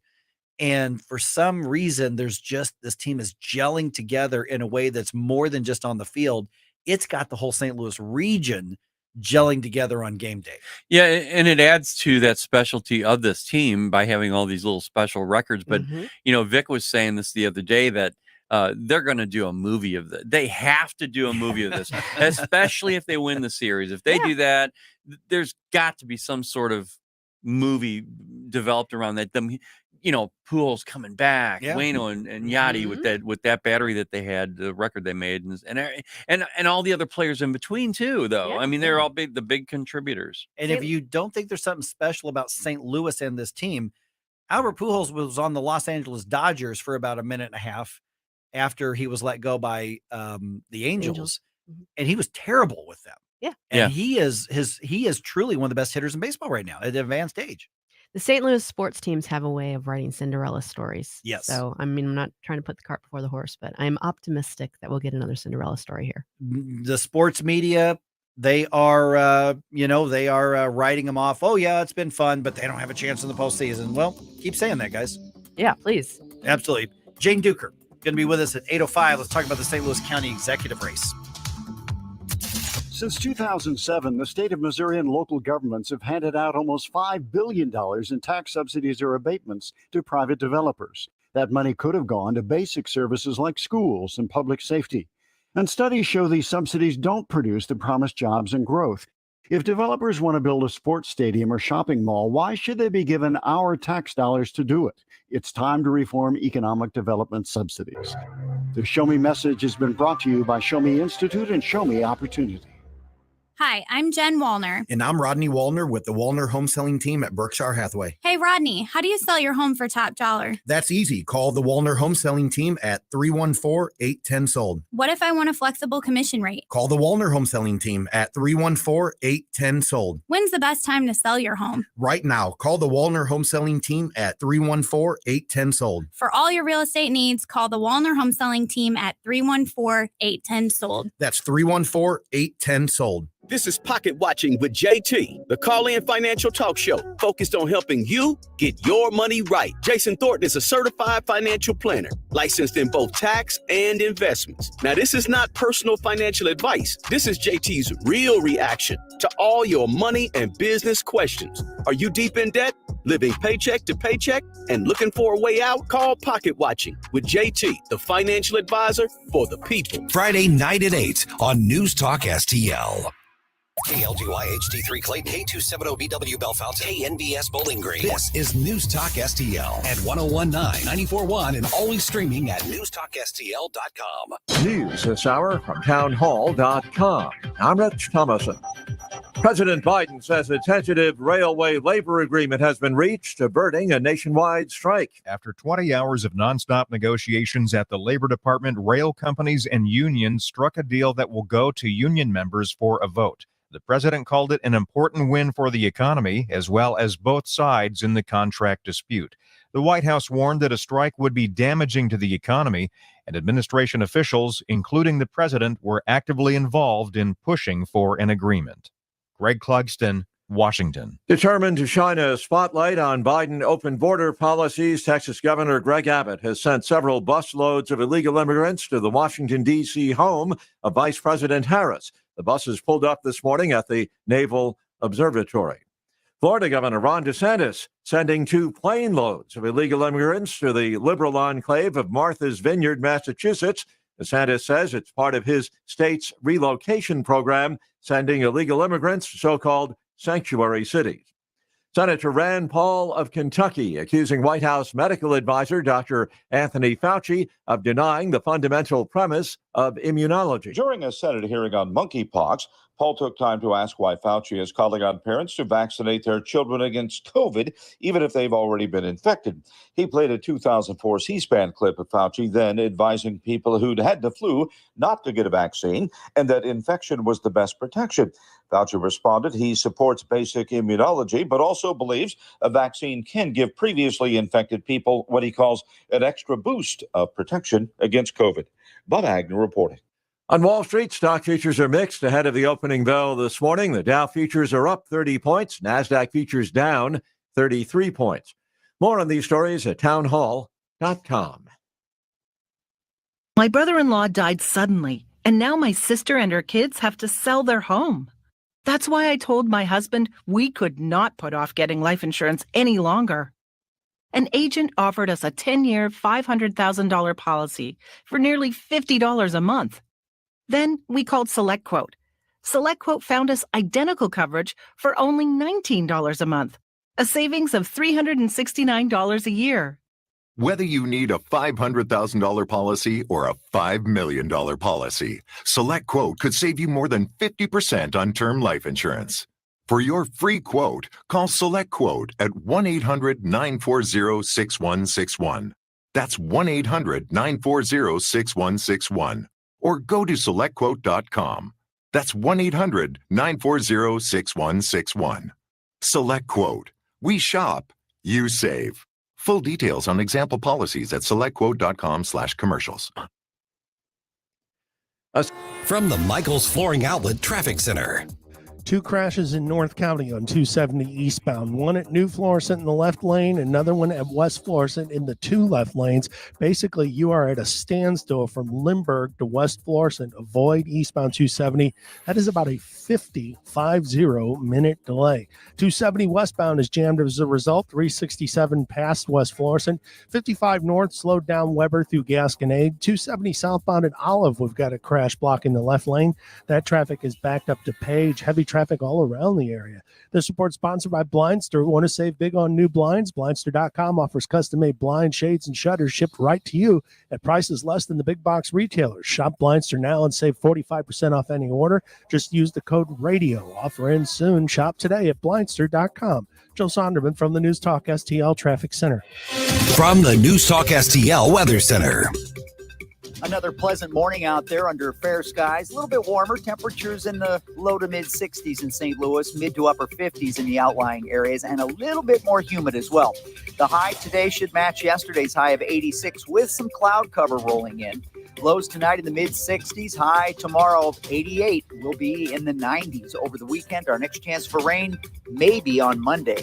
I'm KMOV First Alert meteorologist Kent Earhart. This hour of News Talk STL brought to you by All Solutions Pest Control, 636-486-7888, or visit them at allsolutionspestcontrol.com. If a pest-free home is your goal, call All Solutions Pest Control. Selling your St. Louis area home is a big deal. It's one of the biggest financial transactions you will ever make. In St. Louis, Call Gloria Lou with Your Home Sold Guaranteed Realty. That's Gloria Lou with Your Home Sold Guaranteed Realty. She'll do a great job for you. Gloria has mastered the home selling process to help you maximize the sale of your home in this crazy seller's market. Why, Miss Lou? Gloria already has the buyers, thousands of them looking for homes in your neighborhood and your price range. Fact is, with Gloria Lou, your home may already be sold.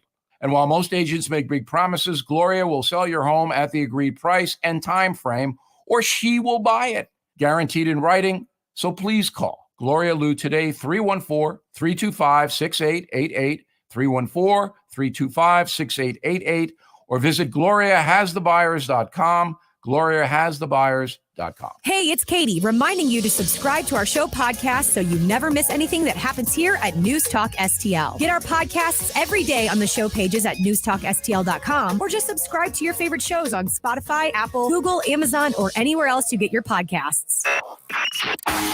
Mike Ferguson. This is the kind of adventure I usually have to force upon us, and here it is, falling into our laps. Gabe Pfeiffer. They're buying it. Get up! Get up! In case you hear the alarm. Get up, St. Louis. Watch a couple squats, son. Mike Ferguson in the morning on News Talk STL. Get up! Get up! This is your cousin God. I've covered elections and politics and even been involved with it from time to time for a long time, Susie. Long time. This race in St. Louis County for county executive and the recent turn this week with the Republicans nominating Mark Mantovani is one of the most interesting dynamics that I have seen. And we're joined now by one of the better known, she's been a candidate. She ran against Sam Page in the primary, and analyst all over media here in St. Louis. Jane Duker joins us now. Jane, welcome back to the program. Appreciate you being on. Oh, great. How are you guys doing? Doing all right. Now, I say this is fascinating because Mark Mantovani has earned a large number of Democratic votes before, obviously in the Democratic primary. And now that he's basically borrowing the Republicans' ballot line, you've got an interesting dynamic as to whether or not Democrats still like him because of, the reasons they voted for him before, and whether the number of Republicans in the county are going to accept him. So there's a lot of moving parts in this race right now. Yeah, it is fascinating. First time I've ever been to a Republican meeting because I went and, and I was, I just wanted to make sure that hopefully they finish what I started, which is to get rid of Sam Page. But I thought it's a very strategic decision because I think Republicans were very aware that they don't have the numbers. It's 60-40 in the county. And so to get someone that could get crossover votes would be the only way that they would win. And I think county Republicans are starting to become like city Republicans, where they are like, if you don't play in the Democratic primary, you don't have a voice in your government. And I think that this also recognizes that they know that, look, someone who's probably really, really, really to the right is just not going to win. So I think Paul Berry last time got about 42%. So Mantovani will start with that. You give him 3-4%, independents, and 5-6%, 7% Democrats, he wins. So I mean, it's not crazy. It's a pretty strategic decision, and I think Page has really got something on his hands right now, and he's going to have to spend his money. He's going to have to campaign, and if he doesn't, I think he's at real risk. Jane, this is Susie. How do you think Mantovani threads that needle by holding on to Republican votes of people that recognize that he literally just switched for this race, and still appealing to Democrats that aren't necessarily Sam Page fans? How does he thread that? Well, it's interesting because so I was at the meeting, and when they were voting, they put all the the audience and press and everybody had to go outside, and we were all outside the door when they were talking, and there was a gentleman there, and he was a Greitens voter, a Pinner voter, and he was frustrated, saying, Mantovani's just a Democrat. This is crazy, and there's no way this is going to happen. And one gentleman was trying to say to him, hey, he's got a lot of Republican values, even though he's a Democrat. He ran as a Democrat. He really is more toward a Republican. Finally, I just looked at the guy and said, "Dude, are you really going to vote for Sam Page?" Well, And because he just looked at me, and I said, "Okay, so get over it. It'll all be good."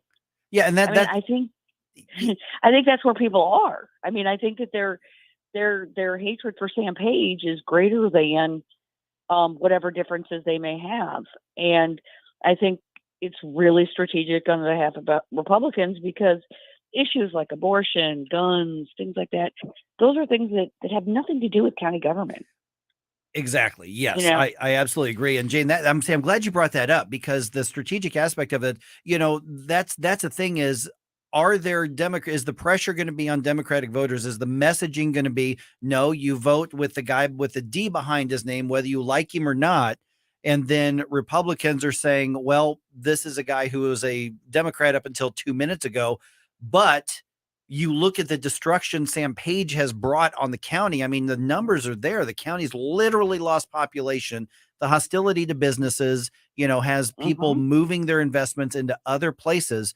So when you talk about like that voter right there, that guy, because there is a movement in the Republican Party, and in some areas I'm for it, that says, no, make sure you get somebody who has the ideological values, but the Republicans don't have that. But can Mark Mantovani actually beat Sam Page? Because we've already got media trying to say, oh, well, it'll be more interesting, but it can't happen. And I'm not sure that it's impossible. I think Mantovani can, if people vote strategically. I think he can win.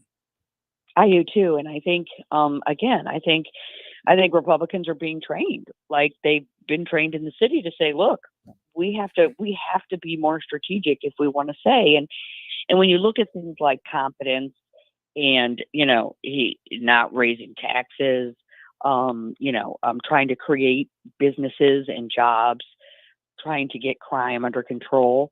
I mean, conservatives and moderate Democrats like me are very disaffected by Sam Page. I mean, we're not being heard at all. And I think there are a lot of moderate Democrats who are frustrated with the Page administration, the corruption, yes. And I think just like, Republicans will switch, I think Democrats will say, you know what? I know this guy. I'm not sure his positions have really changed, especially on issues of competence and crime and jobs, that they can stick with him. And, he's got $2, $3, $4 million behind his name because he's run twice. Good morning, Jane. This is Ken Williams, and I remember when we had you in the studio here. You were really passionate about beating Sam Page. You lost the primary. Did it ever cross your mind while you're watching all this stuff play out to maybe think, I wonder if I could go across the aisle here and just to beat Sam Page, because I know you were so passionate about it. Did it ever cross your mind? No, not really. I mean. Not really. I mean, a lot of people, some Democrats are like, oh, why don't you're just a Republican? And I just say, no, why don't you just cross over and be one? And I'm like, no, because I'm not going to give you the party. So I'm just as passionate about not letting the radical wing of the Democratic Party take over the whole party as I am about beating Sam Page, because he's part of that. Yeah. Jane, I follow you. Oh, I'm sorry. I didn't mean to cut you off.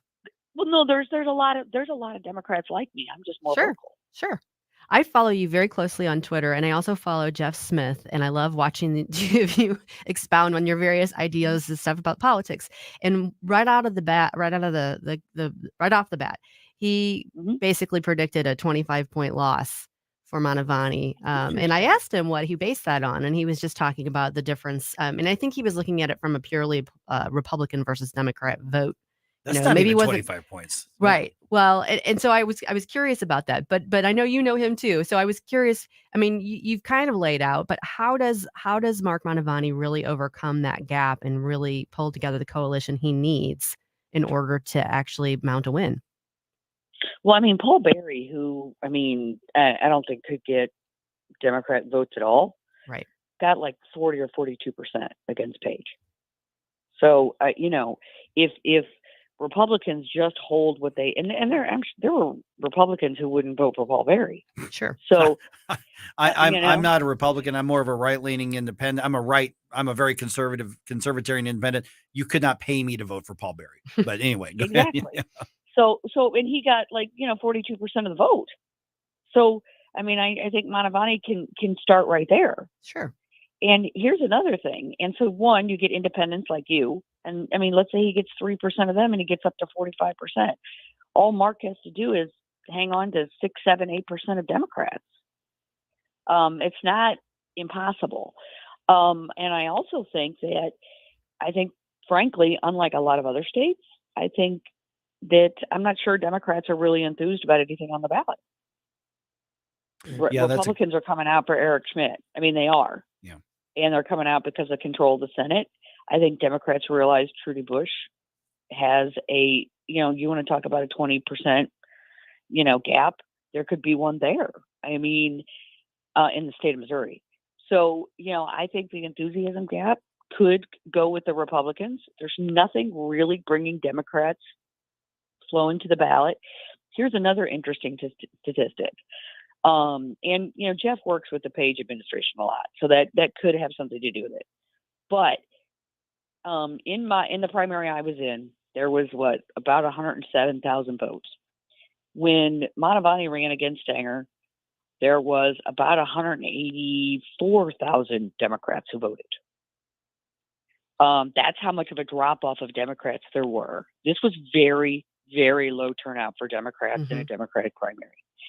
And some, I think, and I don't think it's crazy, attribute that to Page's unpopularity. And they were like, well, they don't know her, so they just don't vote. I mean, Page's problem with that is, one, there may be that much dropout because Democrats are not that thrilled with him. And two, but they know Mantovani probably better than they knew me.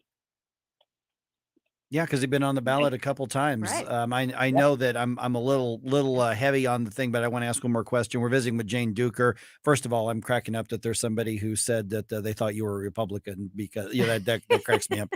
There's somebody who would say, Jane Duker, you're just a Republican. That's somebody who's not paying attention on there. Okay, so then from where we are right now, obviously this is a referendum on Sam Page, and I am convinced that center left and many Democrats dislike Sam Page as much as everybody else, but there's a pressure to be loyal to the party. I understand that.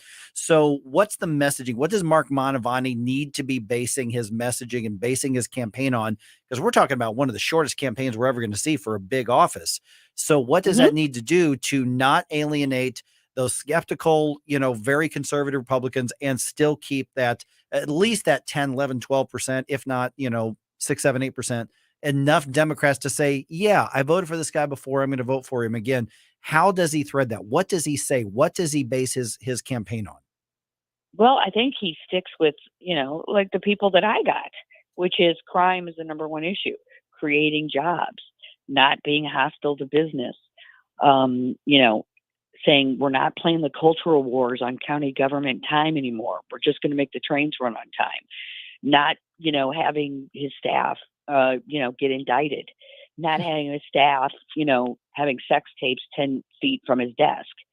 The basics, getting along with the council. Sam Page can't pass a bill in Jefferson City. Mark Mantovani could go to Jeff City and talk to legislators. Sam Page can't even get 4 people on the county council. So, I think those are the normal things that people want to hear. They want to hear that money's going to be spent for the greater good and not to cronies. I don't think it's that hard. And I think that, as far as local government, people see the difference between their national government and their local government. He thinks people are dumb. And, people, especially in St. Louis County, switch parties all the time. I mean, Buzz Westfall got elected over and over again, and there were Republicans that voted for him. But, and they may have voted Republican in the national elections, but, voted for Buzz Westfall locally, or Bob McCullough was another example. Yep. I think that he just sticks with, the normal, let's make St. Louis County, let's get it back to where it was, where we're not going by way of the city. All right, Jane Duker, really appreciate it. Give me your Twitter account again, because that's where people can find you, and they really should. Oh, sure. It's at Jane Duker, and it's JaneDueker. Let's do it again in a couple weeks, Jane. All right. Thanks, guys. All right. Thanks a lot. All right. 314-912-1019. Okay. A couple things that she just said really kind of jumped out at me. Got some thoughts on that. Mm-hmm. Let's talk about it in about 4 minutes here on 1019-94.1 News Talk STL. This is Mike Ferguson in the morning on News Talk STL. From the Michaels Flooring Outlet Traffic Center. Eastbound 270 still pretty bad in North County. Lindbergh, most of the way to West Florissant, you're going to be slow or stop and go. There were 2 accidents in the work zone. They're clearing the second one, which was just east of 170, blocking the left lane. 270 southbound, extra heavy approaching Page to a point north of Olive. We've got a crash blocking the left lane. Crash with injuries is backing up Page eastbound at Westport Plaza Drive. 55 north, Carondelet up to Gasconade is still heavy and slow. 64 east, pockets approaching Chesterfield Parkway, and then Lindbergh most of the way into Big Bend. Busy morning. This report sponsored by Wendy's. This Wendy's new home-style French toast sticks are so good, some are saying they're better than their mom's French toast. Perfectly crispy on the outside, fluffy on the inside, perfect in every way. Try Wendy's new home-style French toast sticks today and see if they're better than your mom's. I'm Joe Sonderman from the News Talk STL Traffic Center. Hey, Columbo here for our family dentist, Dr. Matt Boscia at New Creation Dental Care, a one-stop solution for all your family's dental needs, including braces. Dr. Boscia uses the My Forever Smile Braces system, which straightens teeth many times in less than a year for half the price of traditional braces. Traditional braces or Invisalign can cost $6,000 or more, but Dr. Boscia only charges $29.98 for My Forever Smile, and incentives and insurance can lower the price even more. Plus, New Creation offers in-office financing. Learn more at newcreationdentalcare.com. I'm Dr. TJ, owner of the Institute of Natural Health, co-owner of Optimal Nutraceuticals, and the host of Wellness 101. Wellness 101 is designed to cut through the nonsense and provide you common sense, science-based information regarding health and wellness. On the show, we discuss topics like thyroid health, gut health, hormone optimization, and many others. Our show airs Saturdays at 10 a.m. and 2 p.m. and Sundays at 11 a.m. and 3 p.m. right here on News Talk STL. For more information, visit us at inhstl.com. That's inhstl.com. Start a podcast for your business today with Epic STL Podcasts. Engage existing and potential customers, build trust in your brand, and drive traffic to your business. Log on to newstalkstl.com and click on the Epic STL Podcast button to learn more.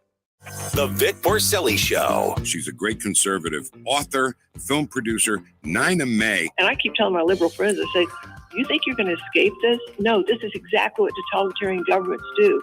They start with the low-hanging fruit, and then they're going to go after you because they can't trust you. No, we're going to have to line you guys up against the wall and shoot you. Wow. You have liberal friends? Vic Porcelli. Live and local weekday mornings at 9 on News Talk STL. The Range St. Louis West is all about safety. That's why training is a critical part of what we do. No one wants to be in a situation where seconds count, but help is minutes away. But if that day comes, are you ready? No matter what your firearm experience level is, we have courses and instructors that can help. The Range St. Louis West is the area's premier training facility, shooting range, and all things firearms retail facility. Check us out online at therangestl.com or stop by and visit with our professional staff. The Range St. Louis West. Are you ready? Fox News commentary. The man who beheaded his ex-girlfriend in broad daylight is, wait for it, an illegal immigrant. I'm Tommy Lahren. More next. The Tunnel to Towers Foundation has been supporting America's heroes and their families since 9/11. U.S. Army Specialist Jason Wheeler is one such hero. He re-enlisted after 9/11, but training accident injuries left him unable to walk. Specialist Wheeler and his family received a mortgage-free smart home that's custom designed for his needs. Help heroes like Jason and their families. Join Tunnel to Towers mission to do good in their honor. Donate $11 a month at t2t.org. Jose Rafael Solano Landera was arrested and charged late last week with beheading his ex-girlfriend outside her apartment building in San Carlos, California. She leaves behind 2 young daughters. And if that wasn't heinous enough, we now know, thanks to immigration sources, that Jose is an illegal immigrant. He entered the country from Venezuela on a tourist visa 10 years ago and never left. How could this be? Well, don't forget, California is a sanctuary state that prevents local law enforcement from working with ICE to get these criminal aliens off the street. But it gets worse. According to the San Francisco Chronicle, not only did he allegedly behead his ex, not only is he an illegal, he's also a criminal alien with a rap sheet that includes rape, a charge he served only 3 months probation for. He remains in jail for his latest beheading offense, but given it's California, who knows how long that'll last. Rest easy, Californians. Your leaders are concerned with protecting and shielding illegals. I'm Tommy Lahren, and you can listen to all of my hot takes at foxnewscommentary.com. St. Louis's place to talk. Because that's where the votes are getting stolen. When you get into the facts and logic and reason thing, it drives me crazy because you're right. I call it the oh my God virus. News Talk STL. News, analysis, opinion.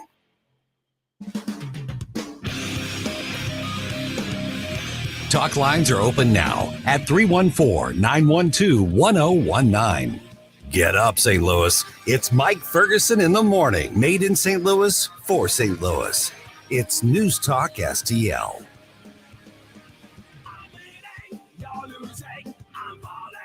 Okay, we don't have as much time in this particular segment as normal because I went too long on the last one. Sorry, boss. That's my fault. Yell at me. Okay, so Jane broke down some basic numbers that I found fascinating. Okay, let's keep Paul Berry was not a real candidate. He was not a challenge to Sam Page. No. Paul Berry's a joke of a candidate. And so the fact that he got 42% tells me, I think Jane's right. I think that is a base of support. Right there. So the question then on that 42% is there a percentage of that on the Republican side who's going to say, no way, no how am I going to vote for Mark Mantovani because he's a Democrat and I'm mad because we didn't get an actual Republican, conservative in there. That's not a strategic way to vote. No. And I'm saying this fully admitting that I'm at the risk of being hypocritical because, for instance, in the U.S. Senate race, there are a couple candidates I would not have voted for in the general had they won the nomination. Sure. There are times where you say, I've got a standard. I'm not. There is a realistic chance to remove Sam Page from office in this election. There really is. So is Mark Mantovani a dedicated Ted Cruz, Rand Paul type of conservative Republican? No, he's a moderate center left Democrat who can beat Sam Page and can, I think anybody, and even the hardcore Democrats, I think that they, if pinned down, would have to admit that Mark Mantovani administratively and as an executive would be a better leader for the county than Sam Page. We're never going to get a Ted Cruz-like candidate to be the county executive in St. Louis County, at least not in the foreseeable future. One thing that's, I think, interesting too is as much as Jane Duker opposes Sam Page, it's for very different reasons than we do. Right. Yeah. Yeah. But that means that there's a wide range of reasons that you can argue against his candidacy and for Mantovani. And I'll just put this out there because this has been a really, really popular discussion throughout the week since Mark Mantovani was nominated. 314-912-1019. And that is, I get that there are people who say, trying to build a Republican Party in St. Louis County. So, I'm angry that a Republican wasn't nominated. I get that. And I'm willing to hear, make the case if you think that. To me, when you look at the number, because, Mantovani it wasn't like neck and neck with Sam Page, but he got a significant number of votes. Yeah. He was really, really popular. Now, some of those were crossover votes from Republicans, but it's a lot more than 10% of the Democrats were involved in that. You had some Democrats who were just going to vote whatever the Democratic nominee is. But if there are 5, 10, 15% of Democrats who say, we can't have this, we can't have Sam Page doing this to people, we can't have this corruption, we can't have this lack of transparency. Even if you're okay with him violating the First Amendment rights of churches or shutting down businesses, which I'm not, but if you look at this and you look at that center left or even old school liberal Democrat, you've got the choice between basically 2 Democrats, one fringe and one more centrist. And the centrist one can get a lot more done and bring county government back to where it should be. Am I going to agree on everything with Mark Mantovani? No. The interview yesterday proved that. No. but I know he's going to be worlds better than Sam Page. Yeah. Yeah, and then you've got Democrats that are sick of the Sam Page policies in case there is another lockdown, for example. Sure. And that's what they need to be looking forward to, because unless Sam Page comes out into having a debate and says, yeah, I know there was a lot of stuff we learned and we're not going to be doing it the same way.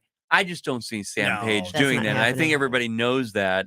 So with that in mind, I think he can do some damage on the on the Democrat side. I don't remember what the final breakdown was between Page and Duker, but obviously Duker got a fair amount of votes. Oh yeah, it was like a two-thirds to 1/3 Right. kind of Yeah. thing. But if most of those people follow her, I mean, Yeah. she's leading the way and saying support Mantovani. She's saying that, so those voters are ripe for the picking. Right. So the reality is while other media in the St. Louis region is dismissing this and scoffing at it, silly fantasy, no way. I think that Mantovani's nomination changed. I think that this is an actual, credible, winnable campaign, even though he's putting it together literally as we speak right now. He's got to make the case, though. Yes, he has does. to make the case. He does. And if anything, at worst case, he's making it to where Sam Page does not have a mandate. Right.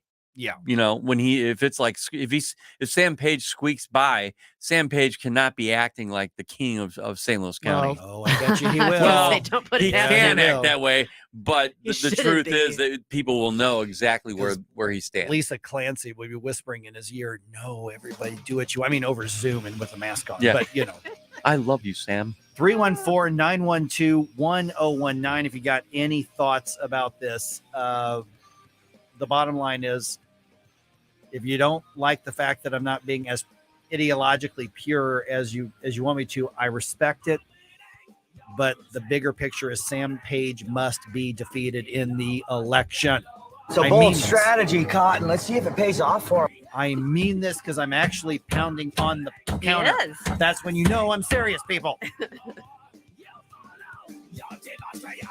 I don't care who you are. That's funny right there.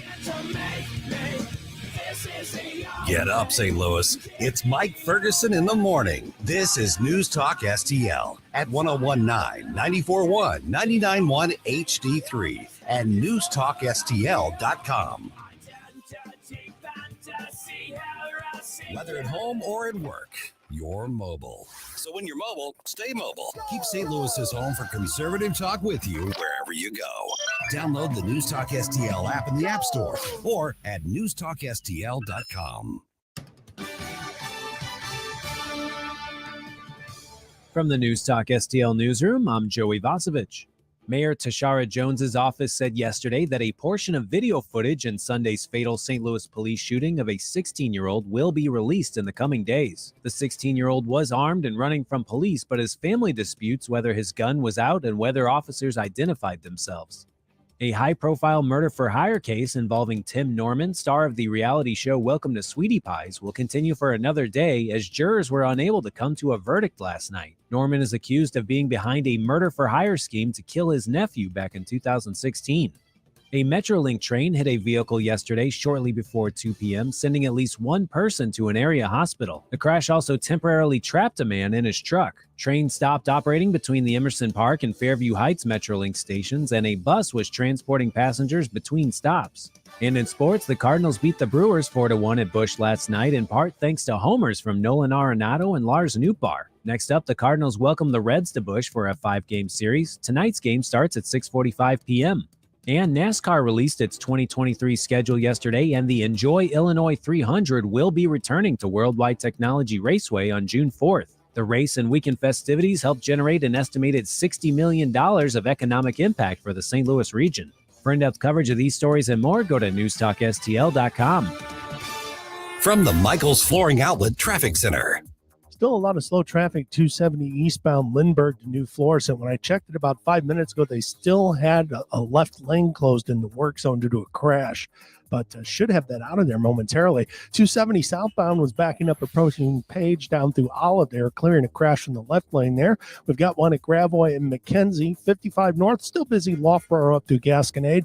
270 north, 44 to Manchester had pockets. 64 east was closer to Clayton, Warson, McKnight, but starting to thin out. It'll be just 170 to Hanley here in the next few minutes. It's slowed down. This report sponsored by Blindster. Need new blinds or shades? Go to blindster.com for custom-made blinds, shades, and shutters shipped straight to you at prices less than the big box retailers. Blindster blinds, easy to install, guaranteed to fit. Don't overpay for new blinds. Shop today and save big at blindster.com. I'm Joe Sonderman. That's the very latest from the News Talk STL Traffic Center. From the News Talk STL Weather Center. Another pleasant morning out there under fair skies. A little bit warmer. Temperatures in the low to mid 60s in St. Louis, mid to upper 50s in the outlying areas, and a little bit more humid as well. The high today should match yesterday's high of 86 with some cloud cover rolling in. Lows tonight in the mid 60s. High tomorrow of 88 will be in the 90s. Over the weekend, our next chance for rain may be on Monday. I'm KMOV First Alert meteorologist Kent Earhart. We've been here 30 years. 30 Christmases in this house, and we have the traditions that most families have. That's Terry talking about her experience with Rhino Shield ceramic coating. We did Rhino Shield 14 years ago, and the house still looks the same as the first day. Rhino Shield really worked with me to help me get just the right nice soft yellow, and it's 14 years later, and it's the same color. The main reason Terry called Rhino Shield is because it's backed by its 25-year transferable warranty. Just sounded wonderful that we could have the house coated with Rhino Shield and not have to worry about it again for 25 years. Take it from Terry. Give Rhino Shield a call now for a free evaluation. 877-25-RHINO. 877-25-RHINO. Or visit 877-25rhino.com. There have been neighbors that have come by and said, "Did you just have your house painted?" Because they wanted to know who the contractor was. And I said, "No, it's actually Rhino Shield." 877-25rhino.com. Colombo here for Agers Heating and Air Conditioning. Putting an Agers system in our new home was our number one priority because Agers' number one priority is doing right by the customer. St. Louis weather is unpredictable, but no matter what's happening outside, having a new HVAC system from Agers will ensure your family is safe and comfortable inside. Whether you need repairs or replacement, Agers has you covered with the clarity and attention to detail your home deserves. Contact Agers now at 636-242-6515 or through their website, callagers.com. Have you been floored? Not until you've gone to Michael's Flooring Outlet. They've been a locally owned and operated family business for more than 28 years. You want variety? Michael's has carpet, hardwood, laminate, ceramic tile, luxury vinyl, natural stone, and many other options. Save money and get quality at Michael's. Plus, your installation will be done right the first time when you hire the experts at Michael's. You can shop in store at one of their 3 convenient locations or shop from home. Check out everything that Michael's has to offer at igotfloored.com. St. Louis's new choice for conservative talk. Here's what the illiberal left does not get. Live and local. We're at least going to talk to the person who is on the ballot, and let's see how serious she is about running. This is News Talk STL. Talk lines are open now at 314-912-1019. Get up, St. Louis. It's Mike Ferguson in the morning. This is News Talk STL at 1019, 94.1, 99.1 HD3 and NewstalkSTL.com.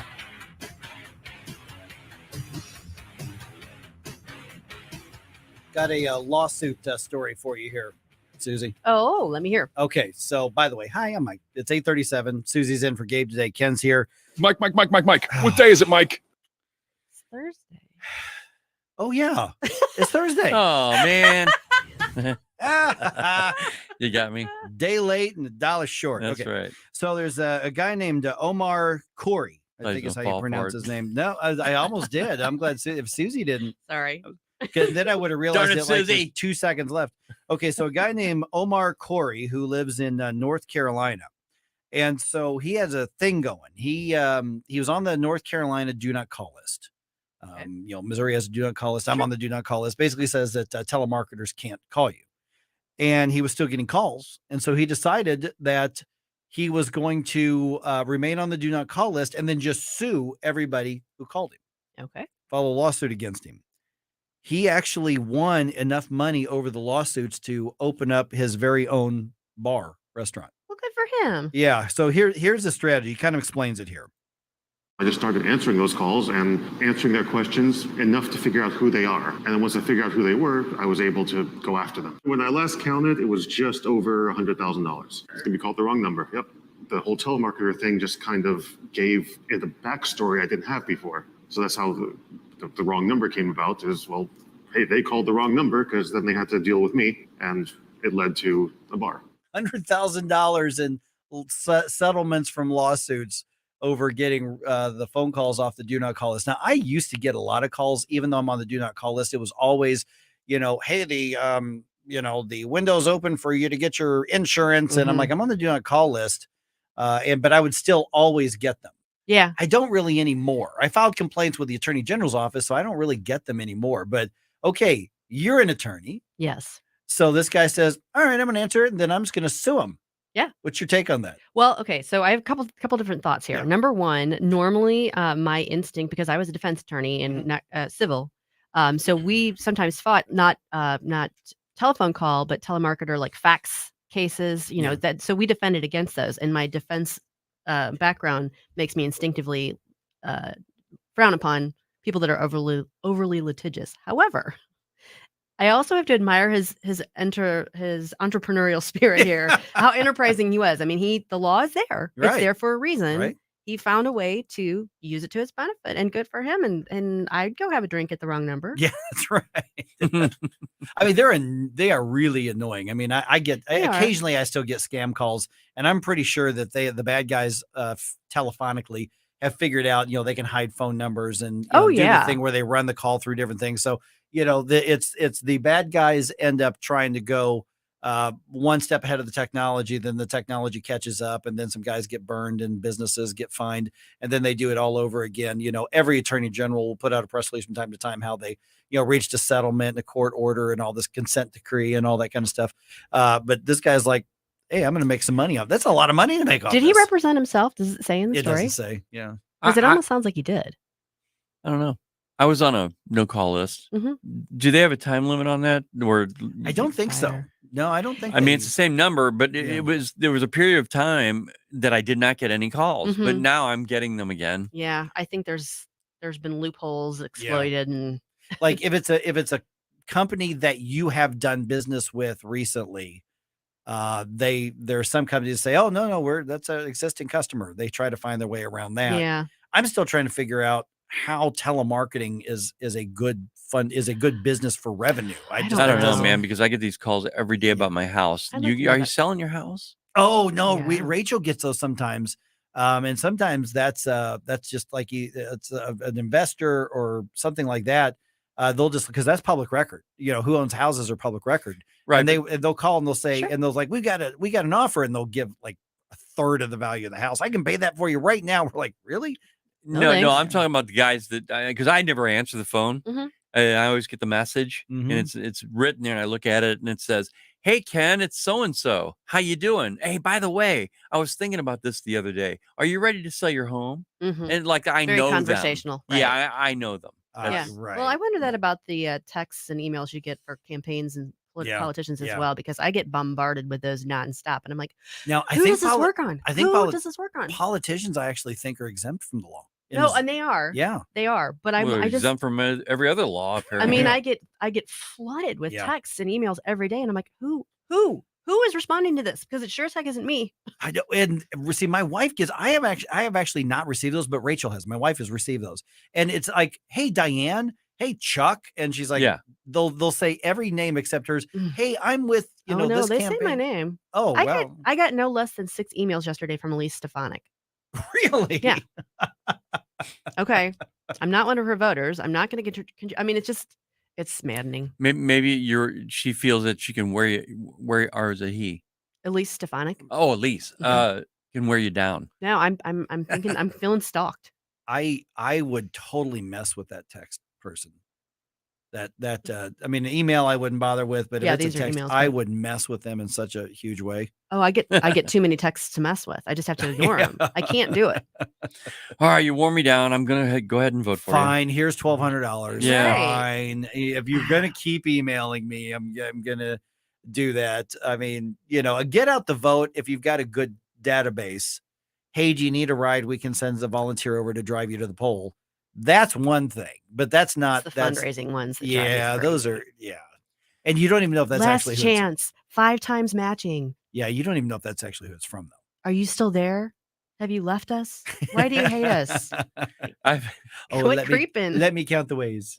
I keep getting this call from this abortion group, and they're like the organizers for protests and things, and they keep calling me Marjorie. Oh, and I've had my same phone number since the beginning of 2000. So I don't know where they got my name or got my number and associated that name with it, but they call all the time. Do you ever pick up? No. I just think it's fun.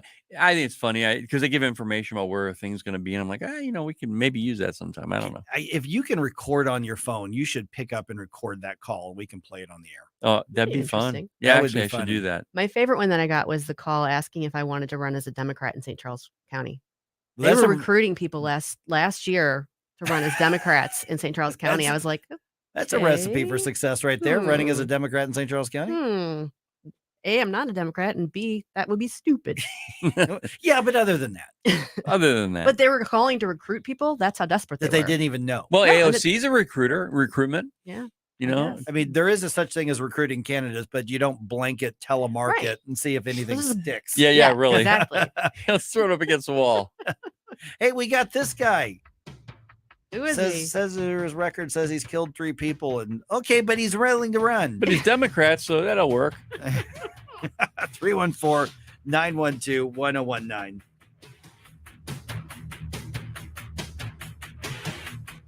Get up, St. Louis. It's Mike Ferguson in the morning. Made in St. Louis for St. Louis. It's News Talk STL. From the Michaels Flooring Outlet Traffic Center. Still slowed down 270 eastbound Lindbergh to New Florissant. They should just about be wrapped up with a crash in the work zone, but the left lane was closed. 270 southbound was backed up near Page to Olive. They've been out on the scene in the left lane there for a while. Gravois at McKenzie, we've got a crash. Otherwise, things are starting to thin out. 270 north was just busy, headed up through Doherty Ferry in Manchester. The Poplar Street Bridge Complex looks better. 55 north had some pockets, Loughborough to Gasconade, but again, we are improving.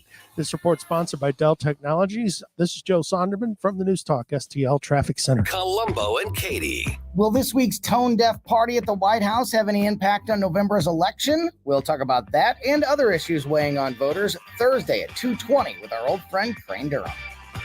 Weekdays at 2 on News Talk STL. When you read financial news updates, popular headlines include inflation, 401ks, and taxes, but bottom line, it all comes back to the number one fear, which is running out of money. If you're close or in retirement, you have 2 big jobs: protect your life savings and create income for retirement. So how do you do that? You call Steve All and the team at the All Financial Group, and you put together a customized, comprehensive plan. Start checking off those boxes for income for life, tax-free retirement, and much more.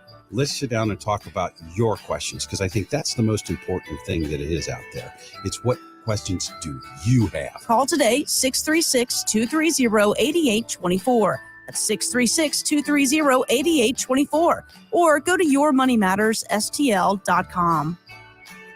Investment advisory services offered through Retirement Wealth Advisors, LLC. By contacting us, you may be provided with information about insurance products, including annuities, licensed in Missouri and Illinois. Life insurance is one of those things that just about everybody needs, but few people actually have. Hey, if you die unexpectedly without life insurance, guess what? You'll leave your family with even a bigger mess. Life insurance will help replace your family's income. It'll help cover burial expenses. Life insurance can even help pay off debt like credit cards and medical bills. Life insurance can even pay for college. And if you own a business and you die, life insurance can help your business from collapsing. It can even help cover estate taxes. Life insurance has never been more affordable and needed. Plus, you can always shop around even if you have a plan and save some money. So call the Life Insurance Quote Line right now for free pricing information. 800-979-3060. 800-979-3060. 800-979-3060. That's 800-979-3060. If you find yourself feeling out of place in the world, it's comforting to know conservative values haven't been abandoned everywhere. The far left wants to destroy conservative values in America. This is News Talk STL. Welcome home.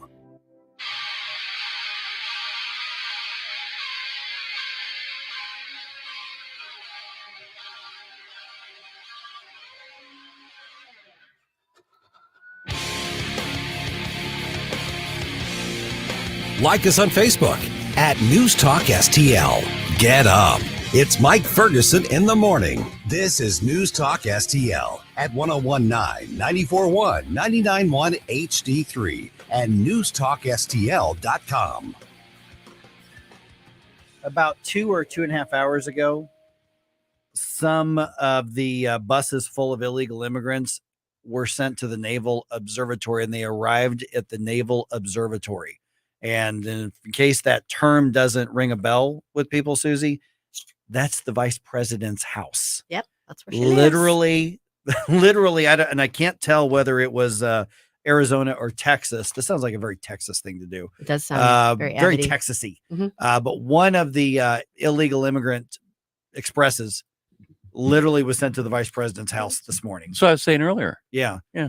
That's I'm looking at the a video of one of the Fox News reports on it, and Fox News was there. And these illegals are getting off the bus, and the guy's sticking his camera and microphone in their face, and asking them questions. Of course, some of them are like, "No, I'm running, I'm getting," and others are talking to him, and I don't know what they're saying, but because I just don't have the sound up. But JB Pritzker calls up the National Guard, 75 National Guards men and women, to deal with the illegal immigrants that Greg Abbott has sent from Texas, accusing Greg Abbott of causing chaos, sowing the seeds of chaos, I think is how JB Pritzker said it, going after Greg Abbott, basically blaming Texas for the problem they've got with 400 or 500 illegal immigrants in the state of Illinois. Sure. Not realizing the irony of the point that he's making, whether he recognizes it or not, that this is not even a drop in the bucket compared to what the border states actually deal with on a daily basis. So his hissy fit, while he tries to be all indignant, is proving the point of Ron DeSantis and Greg Abbott and, Doug Ducey in Arizona. I still think it's very telling that he needed to call out the National Guard to accommodate the people that were coming in. So that right there tells you, you can't just absorb a whole bunch of people being delivered to your doorstep and not have resources in place to accommodate that. What's also interesting is Ron DeSantis really upped the stakes in all of this. Ashley Strohmeyer from Fox News explains. Video given to Fox News shows 2 planes full of migrants deplaning at the airport in Martha's Vineyard. DeSantis' office said, yes, Florida can confirm the 2 planes with illegal immigrants that arrived in Martha's Vineyard were part of the state's relocation program to transport illegal immigrants to sanctuary destinations. While some state Democrats slamming the right, saying, quote, some Republicans who call themselves Christians have been plotting for some time to use human lives, men, women, and children as political pawns. It's evil and inhumane. Yeah, because we know that the Democrats have not been doing that. Right. Right. No. DeSantis literally sent them to the limousine liberal capital of the universe, Martha's Vineyard. That's a boss move. Wow. Vic, that is really gutsy. Ballsy as well. Yes. Oh, I don't think am I on here? Yeah, you're on. Yep. Yeah, you're on. I hope that Barack Obama and his wife are there to welcome them with open arms. That's all I can say. Come on into my mansion. We got plenty of room for immigrants. Just you can't stay very long because climate change is going to take the oceans over the top of this mansion we just bought on the and near with the all those ocean. immigrants, that'll probably be just enough to tip it over. Oh, Right? that's how Hank Johnson quote. Did you hear that years ago? Guam. Oh my gosh, Guam was going to tip over. Yep. By the way, that guy's been reelected every year since Yeah, he's still there. he's still in Congress. He's saying stupid ancient stuff too, like I that. think. Oh yeah, without a doubt. But I absolutely love this. I think at first, like the first buses or two that went in, that was a political stunt. That was a statement. But then New York City, Washington, D.C., and Chicago all of a sudden reacted with, oh my gosh, what are we going to do? We have to declare emergencies. We're busing them somewhere else. And so that just signaled to the Republican governors, keep sending them. What are we going to do? We're hypocrites. Yeah. This is really a problem, but we don't want to blame, we don't want to admit that we were wrong on this, and instead of, Texas, that's going to deal with 2 million over the course of a year, between 1.8 and 2 million over the course of the year. Chicago can't handle 500. Washington, D.C. can't handle a couple thousand. Right. And that's where that is. And so, when they throw a fit and make it a big deal, they're just simply proving the point that we've been saying all along, that this is actually a very, very serious problem. And it is caused by the left's policies on this. It's caused by the open border policies. Yep. And I just hope that voters see the hypocrisy of what's going on here, because you guys were talking about Page and Mantovani. North County, I think, is the part of the county that sways the vote towards the Democratic side. I really do. And if they can get the message, because it's just like people keep voting for Tashara Jones, or Democrats in general for 72 years. When are they going to get the message that this guy is just not good?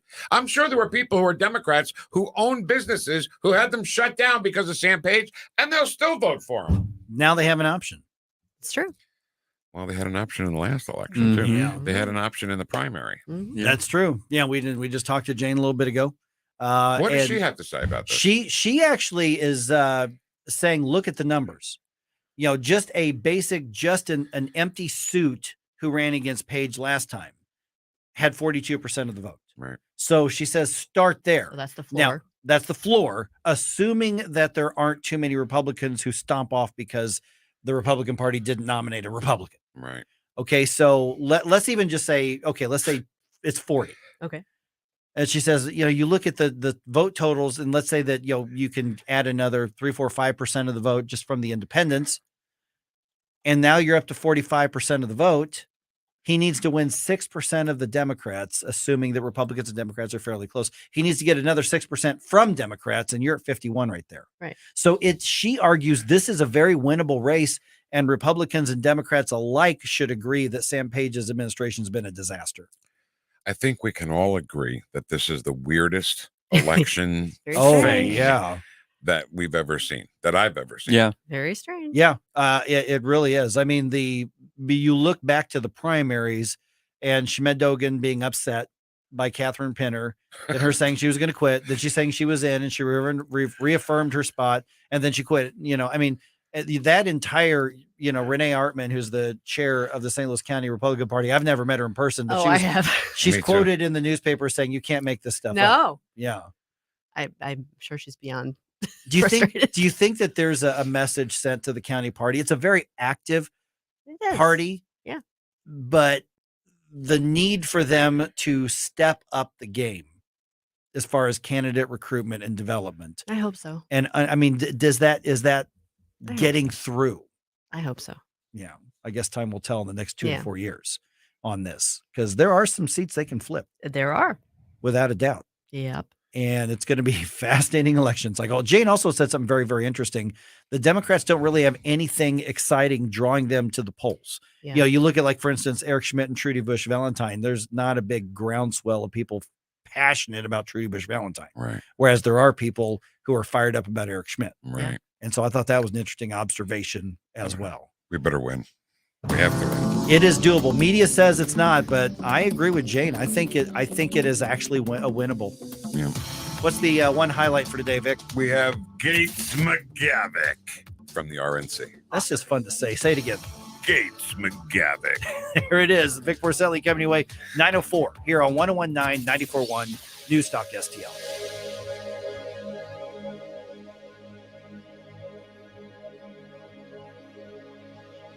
Do you have a property that is more hassle than is worth? Hi, this is David with House Sold Easy, and I buy houses cash. If you own a property and you want to sell it fast at a fair price, call me at 314-293-3000. Do you own an ugly property, a behind on mortgage payment property, a lazy tenant that won't pay rent property?